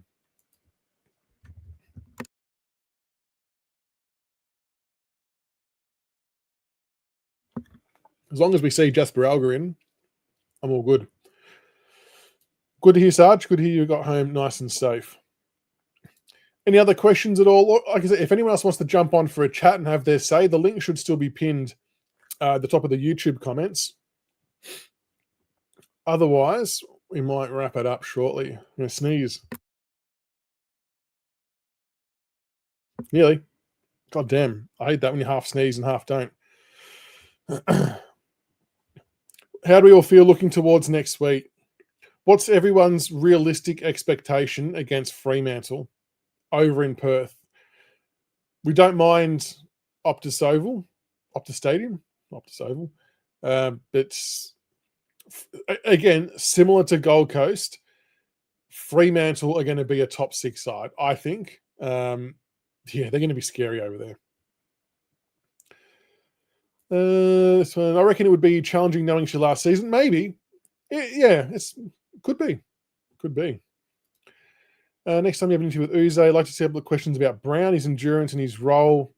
Yeah, it's a good call. Good call. I don't mind those types of questions. Do you think coaches learn how to play against other coaches by studying their changes? There'd be a whole wide range of ways they would learn from other coaches. Do their changes speak volumes? Maybe. It probably shows some intent on how they're wanting to play, I guess. And that's probably something they'll try and lean on. Definitely we're positives in that, quarter and a bit period where we were playing strong. We actually set the ground up really well. We stifled Gold Coast movement. We actually got on top in our own game, had some good positive ball movement. And that during that period when the game was on our terms, we were actually running in numbers and actually getting good overlap from more than just one player, which opened the game up and being able to actually attack better. but then it just didn't sustain for long enough. And Gold Coast did their thing. We lost a couple of players, and the rest is history. But see Seth Campbell gets 3 goals in a really good game. Sam Lawler kicks a goal, gets 16 touches. Didn't get the same midfield time that we would have maybe liked, but there's definitely still positives that come out of the game. It's just trying to do what we want to do for longer. Sonsie had a good start to the game. I thought Nank was really competitive. Tim Taranto gets 12 tackles, which is a monster number. It's still things to take out of it, but we've just got to get better for longer. Oh, Sarge just jumped back on. He's home. Oh, that one. He's home. You're on mute. Well, your microphone's off. Something's happened.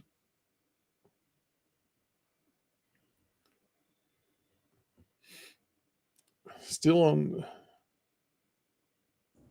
How's that? Yeah, there we go.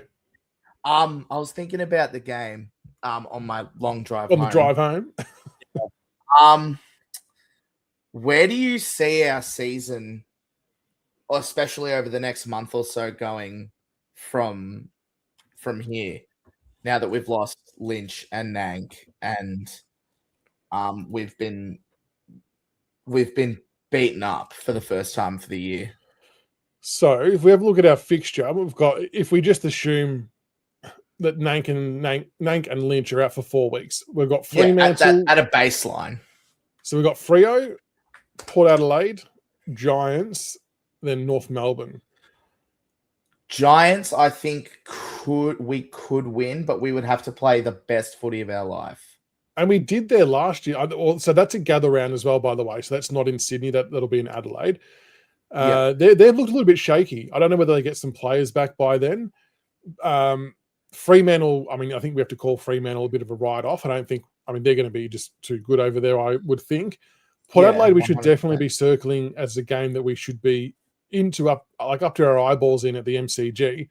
That would be our best chance for a win. Yeah. Giants, they've been a little bit hit and miss, and then North Melbourne. They'll touch us up at Marvel. They will absolutely Marvel's shit on us at Marvel. And then we've got Melbourne the week after. So you get, and then West Coast. So you actually get a stretch of some games that we could be a chance of. But if we don't have Nank and Lynch, all of a sudden it feels like those games that maybe did feel like 50-50s then decrease because, Nank and Lynch out are big outs. With the West Coast game, was Lynch playing when we beat them at Optus last year, when we had our the best win of the year? Or not the best win of the year, but what round was that? It was mid-year, I believe. I've got it here. It was Taj Hotton's second game because the week before we'd beaten Essendon. No, I don't think Lynch was playing lineups. Okay.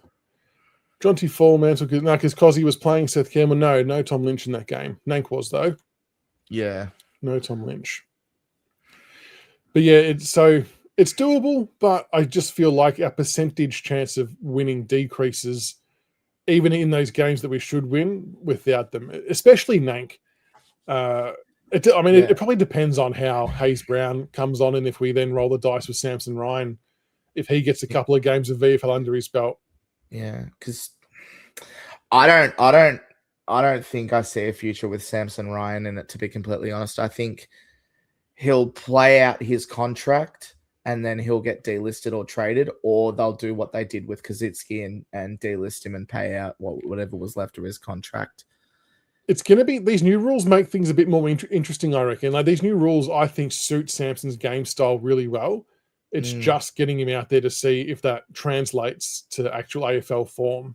Yeah. He's just, I'm big on Samson Ryan because I remember we played him in a stretch of games in 2023, right before Dimmer left, and he had potential. And I think if he could just get rid of if he had a little bit more aggression about him, he could be a fantastic ruckman for us. If he had Nank's aggression, it'd solve a lot of problems, wouldn't it? Yeah. But how do you get that, though? You can't teach it. it's one of those things. Either you've got that streak or you don't. He just needs to realize he's a big man and can just throw himself around. But like I said, these new rules do genuinely suit his ruck style. And he's actually, and I've said this for a while, that he is a better tap ruckman than what Nank is, simply because he's much taller with a bigger lead. Well, 100%.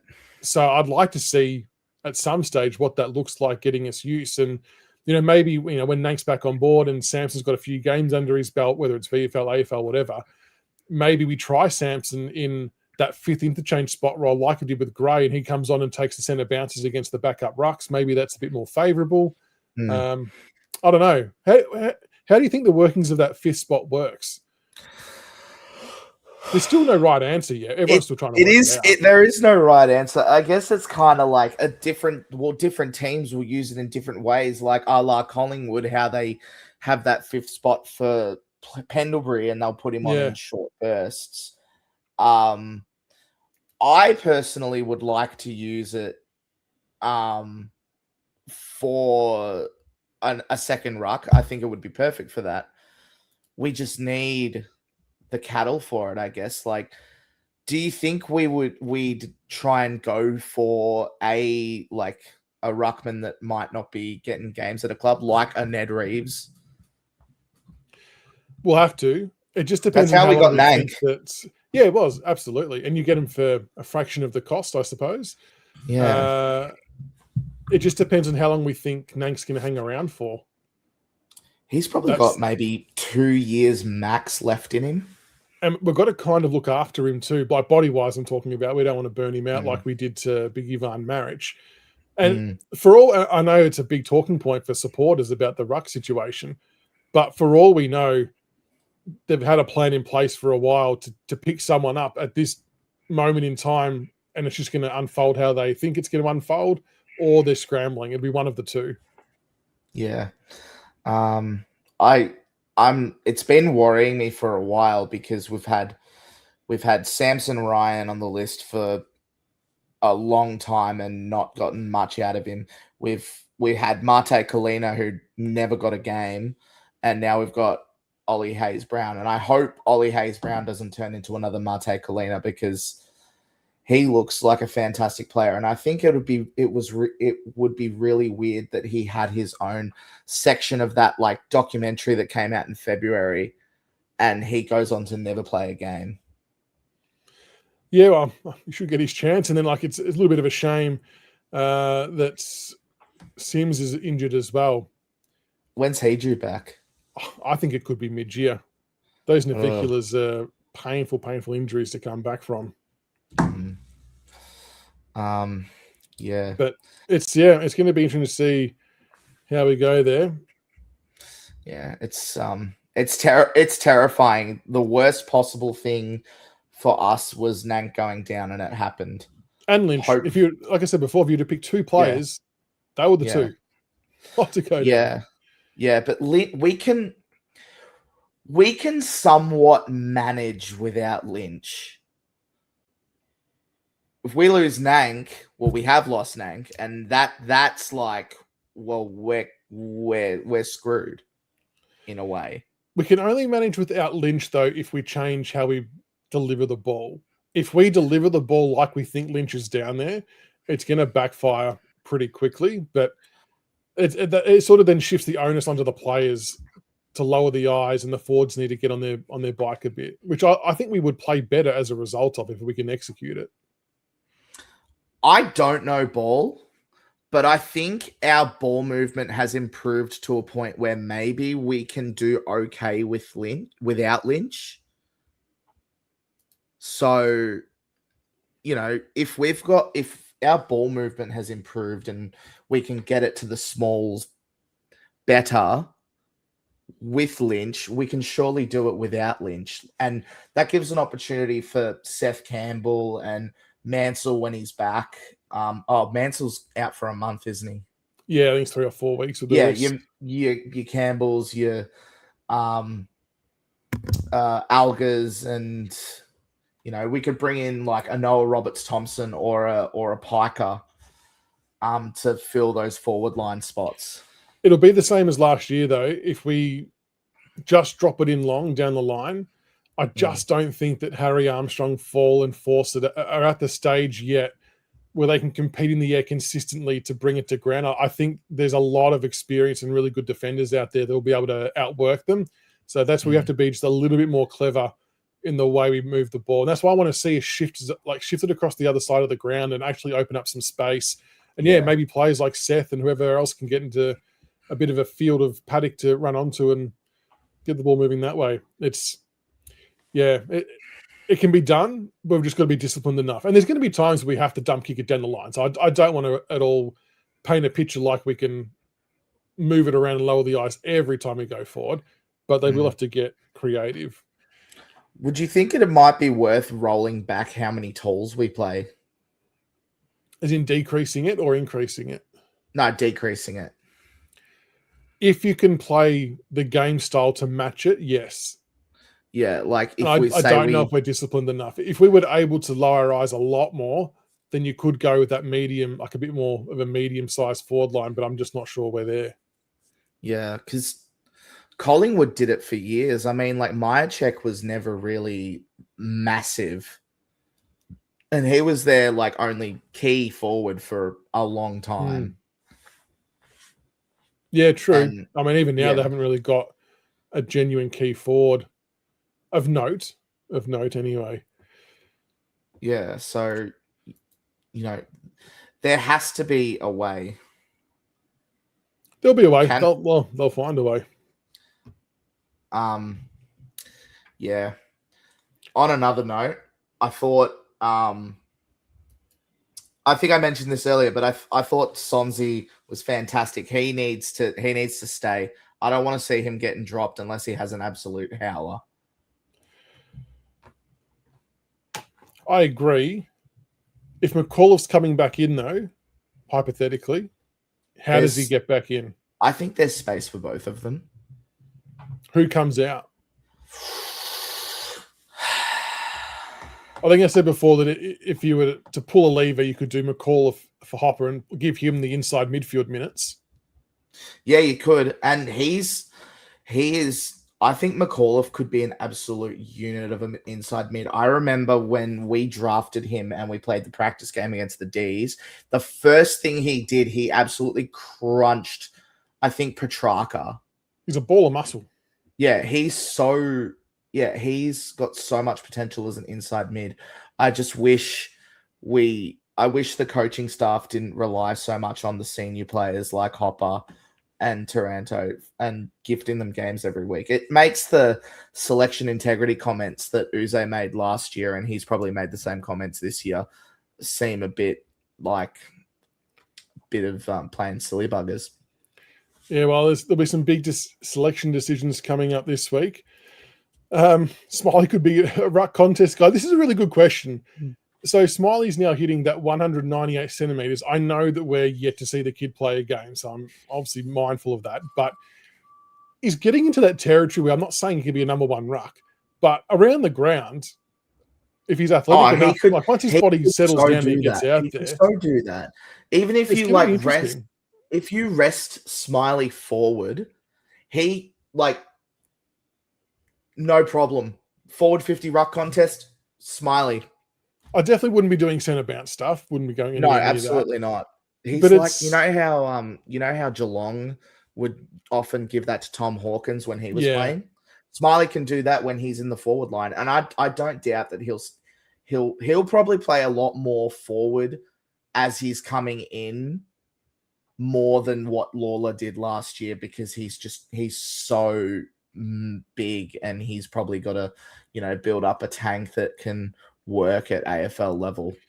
And his height's almost making his secondary position a really tricky one to work out, because we all want him to play midfield, but that won't happen in a full-time role for a while until he gets the tank, like you said.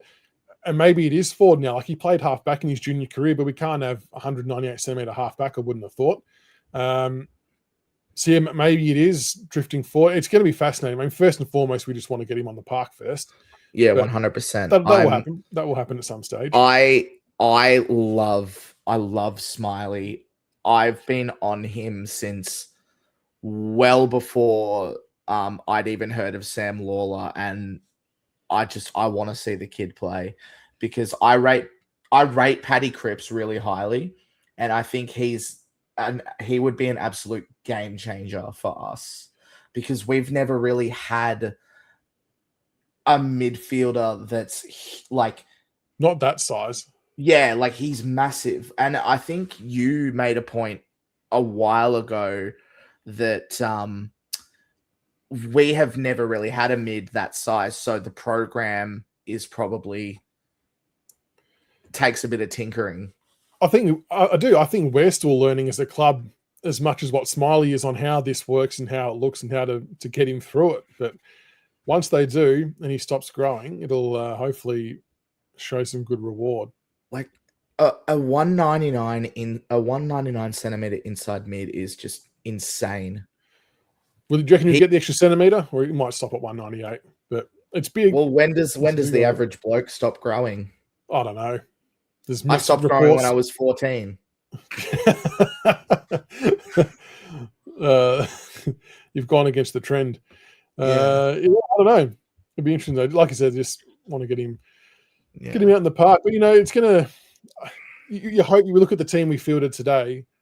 The hope would be that if we're now talking again in round 23, you'd love to see the team with players like Smiley out there, with Houghton out there, Sam Cumming maybe, depending on how the shoulder stuff goes out there. Oh, we're still coming to come back in. Just the Relga out there.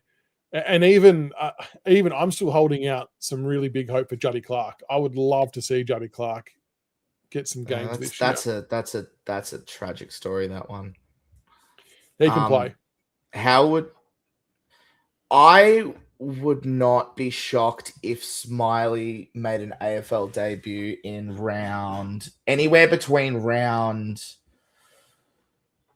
18 and the last round of the season. I reckon he's going to be a slow burn, kind of like what Gibcus was last year. Yeah, I think so. The approach I think will be they'd want to see, let's call it 4 weeks of full training, and then do some VFL for 3 or 4 weeks, and then assess from there. But we've got to wait to get him back into full training yet. He'd have to start the VFL on managed minutes, you'd think. Sure, absolutely. Yeah. And then slowly increase them. Yeah. But hopefully the key is once he stops growing, that he just cracks on with it and away we go. Yeah. Damien, I wholeheartedly agree that Juddy Clark, I really do think he would be the missing piece on the wing. I think he solves one wing issue if he can stay injury free. He's explosive. He's got good vision, good goal sense.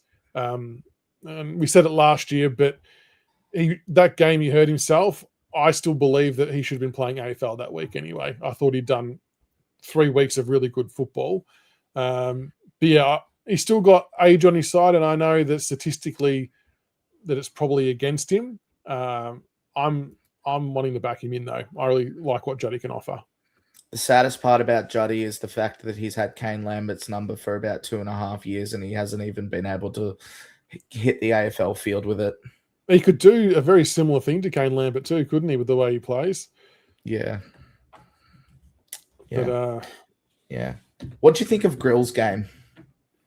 I said before, and this wasn't really his fault, but I felt like that every time he got the ball was on the opposite side of the ground. So it was actually really hard for me to gauge his impact on the contest. It's probably one I'd want to watch back on TV to get a bit more of an understanding. Whereas last week, every time he got it, he was on our side of the ground. So it stood out like dog's balls. Yeah. It was noticeable that he was doing a lot more things defensively, which is a good learning against some nippy small forwards. But I probably didn't notice his aggressive running or kicking today like I did last week. But like I said, it could have just been because of where he was. But what do you think of his game? I didn't see a whole heap of him, but that's okay. It's his second game. We got torched. Like, it's all good. Before you go, how about the Morris tackle on Daniel? It was good. That was fantastic. The anticipation. It's always team lifting when you see that type of stuff. And even there was even a really good one from Tim Taranto at one point as well, too, latching onto a Gold Coast forward running into an open goal. So it's actually good to see that type of desperation from some of our players. But look, I make no secret. I'm a big fan of the pressure that Morris brings. I can definitely accept and acknowledge that everyone would love to get him more disposals. Yeah. I still don't think positionally he's played in the right spot to get the disposals, if that makes sense. Like the role where he's positioned and what he's asked to do doesn't really equate to getting a high disposal game. It's about the pressure game and causing turnover, which he does really well. If he was then put into the midfield, or like he did in the VFL, where he was getting, like in the 4 games he was in the midfield in the VFL, granted it's a different standard, but he was getting 16 to 23 touches a game. So he can do it if he's put in the position to allow that to kind of happen.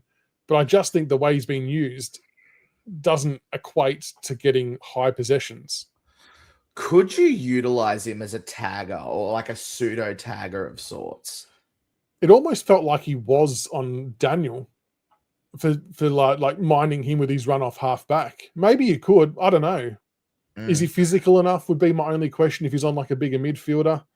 Yeah, or well, you could for certain types of players. Like I reckon you could probably put him on like not a like a big midfielder, but like kind of like maybe more like, you know, someone like Caleb Sarong or a Chad Warner, someone who's not exactly built. Yeah. I made a joke to my mate because I was at the pub watching the footy. I found it hilarious. He probably would have just been into Daniel like, say uncle, say uncle. It's good to see them having a bit of banter out there. But yeah, that's something I've wanted to see ever since Daniel went to Gold Coast. I'm like, I want Morris to run him down.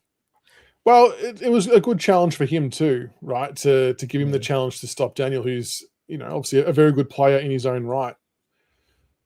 And I thought again, he's going to get maligned about the disposal stuff, but when you listen to the language from Uze, people won't like it, but it's not about the disposals with what he's been asked to do. And I think that's maybe the thing that some struggle to get their head around, that a player will be doing what he's been asked to do, and that may not be what a supporter wants him to do, but that doesn't really matter as long as he's doing what the coaching staff are wanting him to execute, and that's the pressure and all that kind of stuff, like what Castagna was doing. Georgie probably got a few more disposals up his sleeve than Morris. Yeah, but yeah, if they put him, and days like today when you don't kick big scores, that's where it kind of hurts when your small forwards don't hit the scoreboard as much. I mean, Seth kicks 3, but Steely didn't do much, and neither did Morris on the goal front, and it probably is more noticeable. But hopefully that tide will turn. And you know, I'm just happy that he's able to keep running out games and he's putting pressure on from start to finish, because he certainly wasn't doing that last year. It's almost as if he plays a role that's not within like the structure of an AFL team. Possibly, yeah. We'll never know. We'll never know the role given to him week in, week out, other than that he keeps drawing the praise from the coaches. So, and I think that's all. Yeah, he's all almost that's really important. He could almost be like a fourth midfielder. I just wish they had the balls to actually put him through the midfield rotation. 100%. What is there to lose, especially in games like today, when the game's done, right? We're 45 points down. To me, that's when I'd start putting your Campbells, your Riolis, and whatever else in there with an experienced guy. But fair enough at the start of the game when it's on the line, go with your known quantity with your midfielders, understand that. But then when the game's not on your terms and it's a bit out of reach, I think that's the time to start experimenting and throwing a few magnets around, give them some exposure, get a look at something different. That's how I would do it, but there must be some reasons why they're not. But yeah, would love to see him get a bit more of a go. I think at this point in time, the only midfielder who should be there like almost 100% of the time is Taranto, and then you chop and change the others. And then later on in the season, who knows what that could look like. But now I think Taranto has to be our most important midfielder. He gets a lot of the ball. He butchers it sometimes, but that's okay. Like I get more out of Taranto than Hopper. Yeah, and I think, you know, as much as we want to see different midfield mixes, I think we do have to also acknowledge you still need an experienced player or two in there that know what they're doing, irrespective of maybe how damaging they might be. If we went 3 kids in there, we're going to get slaughtered. So at least some of these experienced guys are winning the ball out the middle, but it might just be good to give them a bit of an outlet to maybe dish the handball off to that can finish off the good work of extracting the ball. But we might see that change as the year goes on, potentially. Yeah. Yeah. Do you think it was the right call to get both of them? I understood why we did it at the time, because the club firmly believed we were still in the window and that was going to keep the window open. It's just backfired. I truthfully can't remember what we gave up for both of them. And I know that will always going to be a sore point for Richmond supporters. But at that moment in time, I think the club I feel they were within their right to think that the door was still open and to have another crack at it. But it just didn't work. It just was wrong. I mean, they're still here. They're still here. They're still at the club. Taranto's vice captain, if they really were disappointed in how things panned out, they probably would have requested trades by now. Yeah, and I think Taranto's basically said that he was a little bit disappointed with how it panned out, because it's kind of not what he come across thinking was going to happen with Dimmer leaving and things like that. But I think I really noticed a shift in Taranto in the latter part of last year, that there was a real embracing of his new role of being a leader and a mentor to these young kids. I think there's been a bit of a mindset shift, which needed to happen. We needed them to buy into what they're now being asked to do, and that's set these kids up for even probably when they're no longer at the club. And that can be a hard thing to take when you're wanting to be, playing in finals and winning flags and stuff like that. So it hasn't worked out as we would have liked, for sure. But hopefully they can, sort of wear the brunt of some workload for a few years whilst the other guys catch up, and maybe they can enjoy some final success potentially in the twilight of their career. He might not, if he was still at GWS, he might not even be getting games. I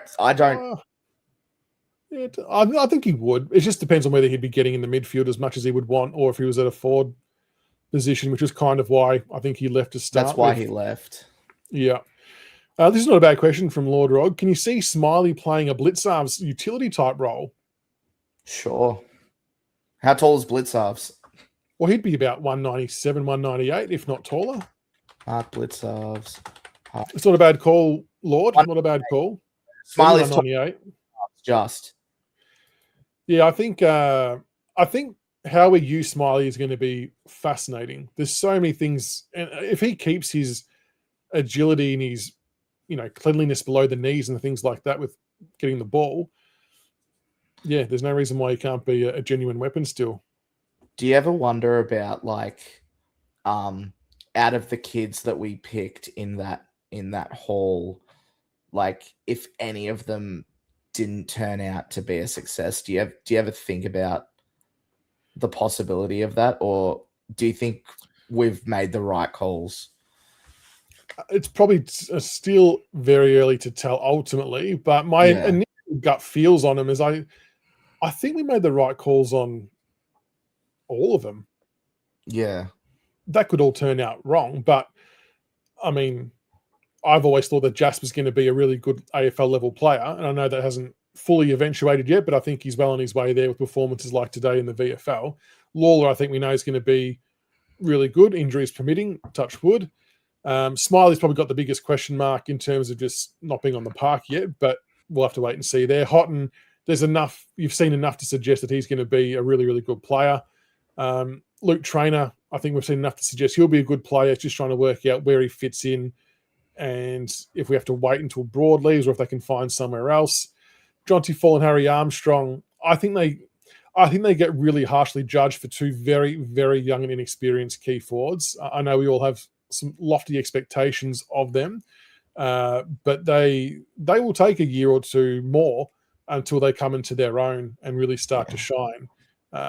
It's a big role to be a key forward. And Sims showed, I think, some really good early signs. But the navicular is a bit of a pain in the ass. Yeah, I've left all the Richmond Facebook groups. I was seeing too much Jonty and Harry Armstrong slander. I'm like, they're both 19-year-old kids. What do you want them to? That Jeremy Cameron wasn't doing what he does at 19. Yeah, exactly right. And like I always keep trying to compare to Aaron Cadman, not for them to be doing what he's doing now, but just in terms of it took him a few years to really land in his role for the Giants as a forward. So it takes a little bit.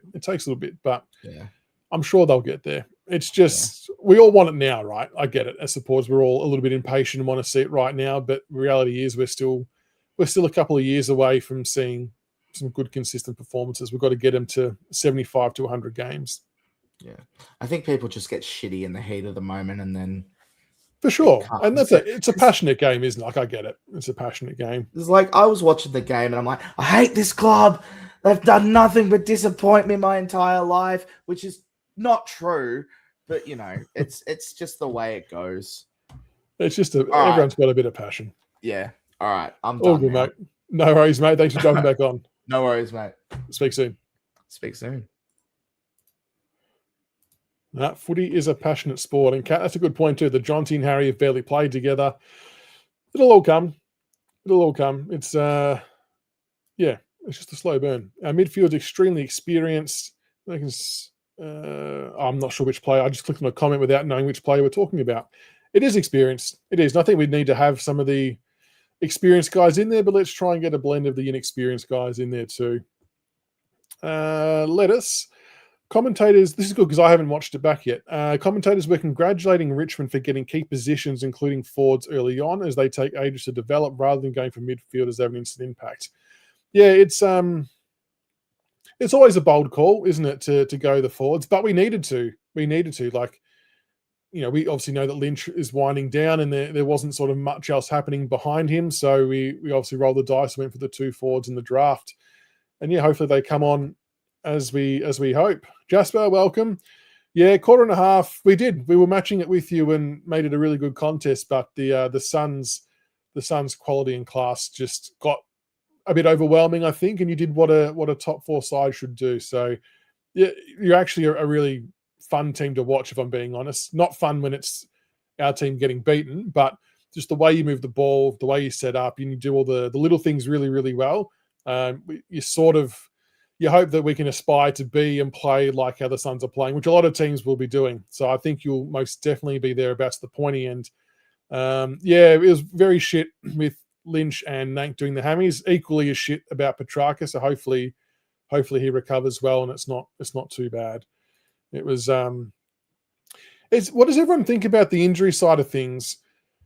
It feels like, and again, I don't have any stats to back this up, but it's just a gut feel. It feels like there's been a lot more earlier soft tissue injuries league-wide than there has been for a while. Maybe I'm wrong, but it just feels like with the speed the game's going at now, does it feel like there's more injuries than usual?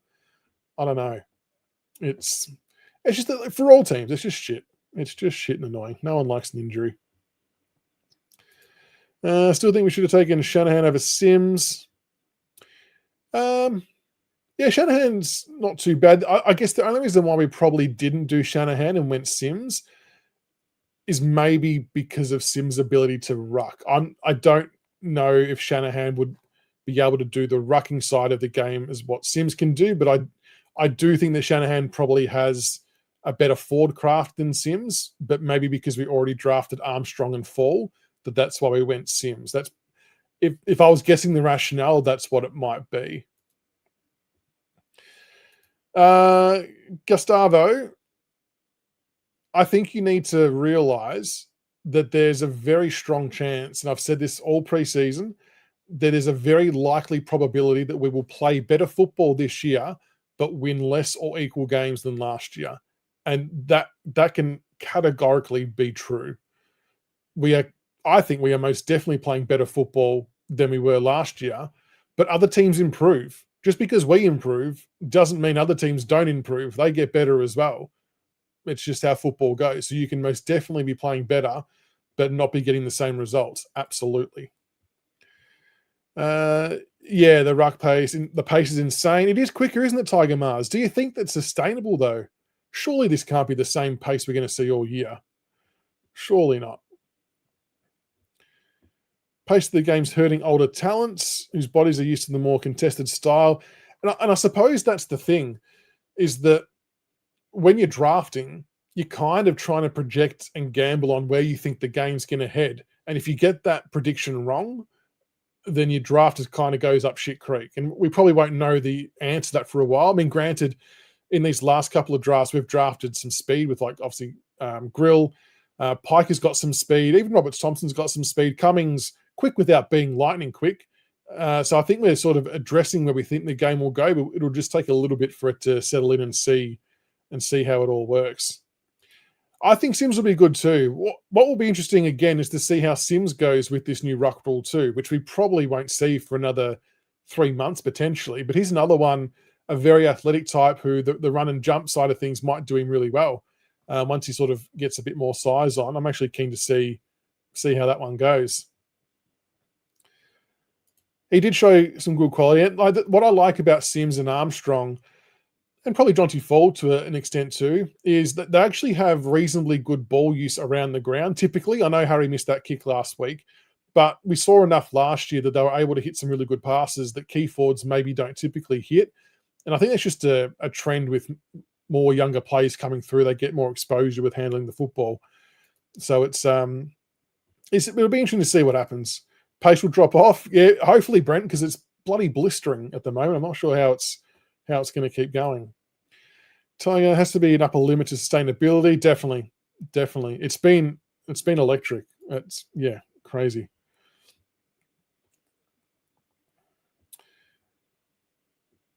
Nothing against Sims. Just have more faith in Job Shanahan as a forward. I think definitely so. I think he's going to be a good forward. Jakey, Sam Grill hand pass in the middle, leaded up forward for a goal was so good. How good was the weather? You got burnt. Jeez, that's unlucky. What quarter was the handball? I apologise that it sounds like a stupid question, but like I said, I think I want to rewatch the game to get a greater appreciation of what Grill did, because I don't think I was able to quite absorb all of that at the ground. So would love to watch him, a bit closer, to be honest. Polly, welcome. Yeah, we had a few people on talking about that. It's a bit of a crossroad in some ways, isn't it? We were talking about the speed of the game just moments ago, and I think that a few of our midfielders are definitely falling victim to the speed of the game, not being able to keep up with it. It seems significantly quicker on last year. And last year, Taranto and Hopper both had ripper years. I know they had some of their flaws with some disposal and stuff, but from an output perspective and a consistency perspective, they're both really good. But we've seen it from Taranto this year. Even today was really good. But Hopper's not had a good start in both games. I'm wondering if it's the speed of the game that's catching him out potentially. Liam George, he's good. There's a few guys in the VFL who are pretty good. Even like El Nor's another one who I know a lot of you ask about. Unfortunately, we don't have a spot for El Nor on our list in terms of from a defensive standpoint, but you would have to think that he's getting asked questions by other AFL clubs. He just seems like he's almost getting too good for VFL level, if that makes any sense. All right, I'll check it out, Jakey. Appreciate that. Hoops, Jasper has to be a lock. I don't know who for. I mean, who was it for? I don't know. But you cannot leave the bloke out who kicked 5 goals. And I hope he gets an extended run too. I've claimed him from the start. Hope he gets a good run at it. Harry Scott, he's another good one. We've got a really good VFL program and a very good start today as well, getting the win, which was good. There is a lot. See, this is an interesting question, Jacob. The Rucks are some good sorts this year in the draft, from what I hear. The question still remains, though. I mean, let's hypothetically say we've got a top 4 or 5 pick. Do you go with a ruckman at a pick that high? I know people will say that West Coast took CDT, and I can appreciate that, but there's going to be some pretty good and sparky midfielders on the table that would be very enticing. I'm still always personally more inclined to trade in for a ruck, because I think you can get him really cheap. Like, you look at what we spent to get Nankervis, right? He's now a number 1 ruck. We could probably replicate the same thing again with another club and fill that ruck role straight away and still get a high-end midfielder with that draft pick in the top 4 or 5. So I don't know. I just sort of feel like when it comes to the drafts, I'm probably a bit more mid and speed focused with the way the game's going as well. Now, always got to say hypothetically, we don't want to write anything off just yet. Get another grilled type, fast mid. Yeah, and there'll be a few of them around. So I think we've got to look in those areas for sure. But draft is a long way away. It's a long way away. We've got Grill coming hot and McCall as fast mids. Can never have enough though. It's just, yeah, taking rucks with a high pick, it's always a tricky one. Always a tricky one. But anyway, that's probably a wrap for tonight because my voice is starting to give out. I've got junior football. I've got to be at the ground at 8:15 tomorrow morning. So that will be fun.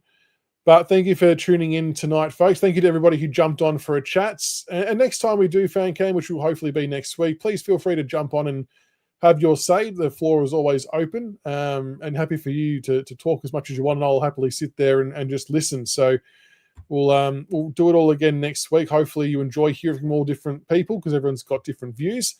And we've got the Monday night show tomorrow night. There's probably going to be a live tomorrow night where we do some player rankings for the game. So if you want to get involved in that, we might try and actually do it. I'm thinking of doing it as a interactive poll. So all of you watching can vote via the Tigercast website about each player for the rank. And then you guys are essentially calling the shots with who's getting ranked what. So make sure you tune in for that and make sure you signed up to the Tigercast website so you can participate there. And then, yeah, Monday night show like normal. And we'll look to do a live show this week, hopefully, because it's an away game. We'll see how we go. I've just got to organize a few things, but we'll see how we go on that front as well. But otherwise, have a wonderful rest of the weekend, everybody. And I will see you all possibly tomorrow night or Monday. Have a good one and go Tigers.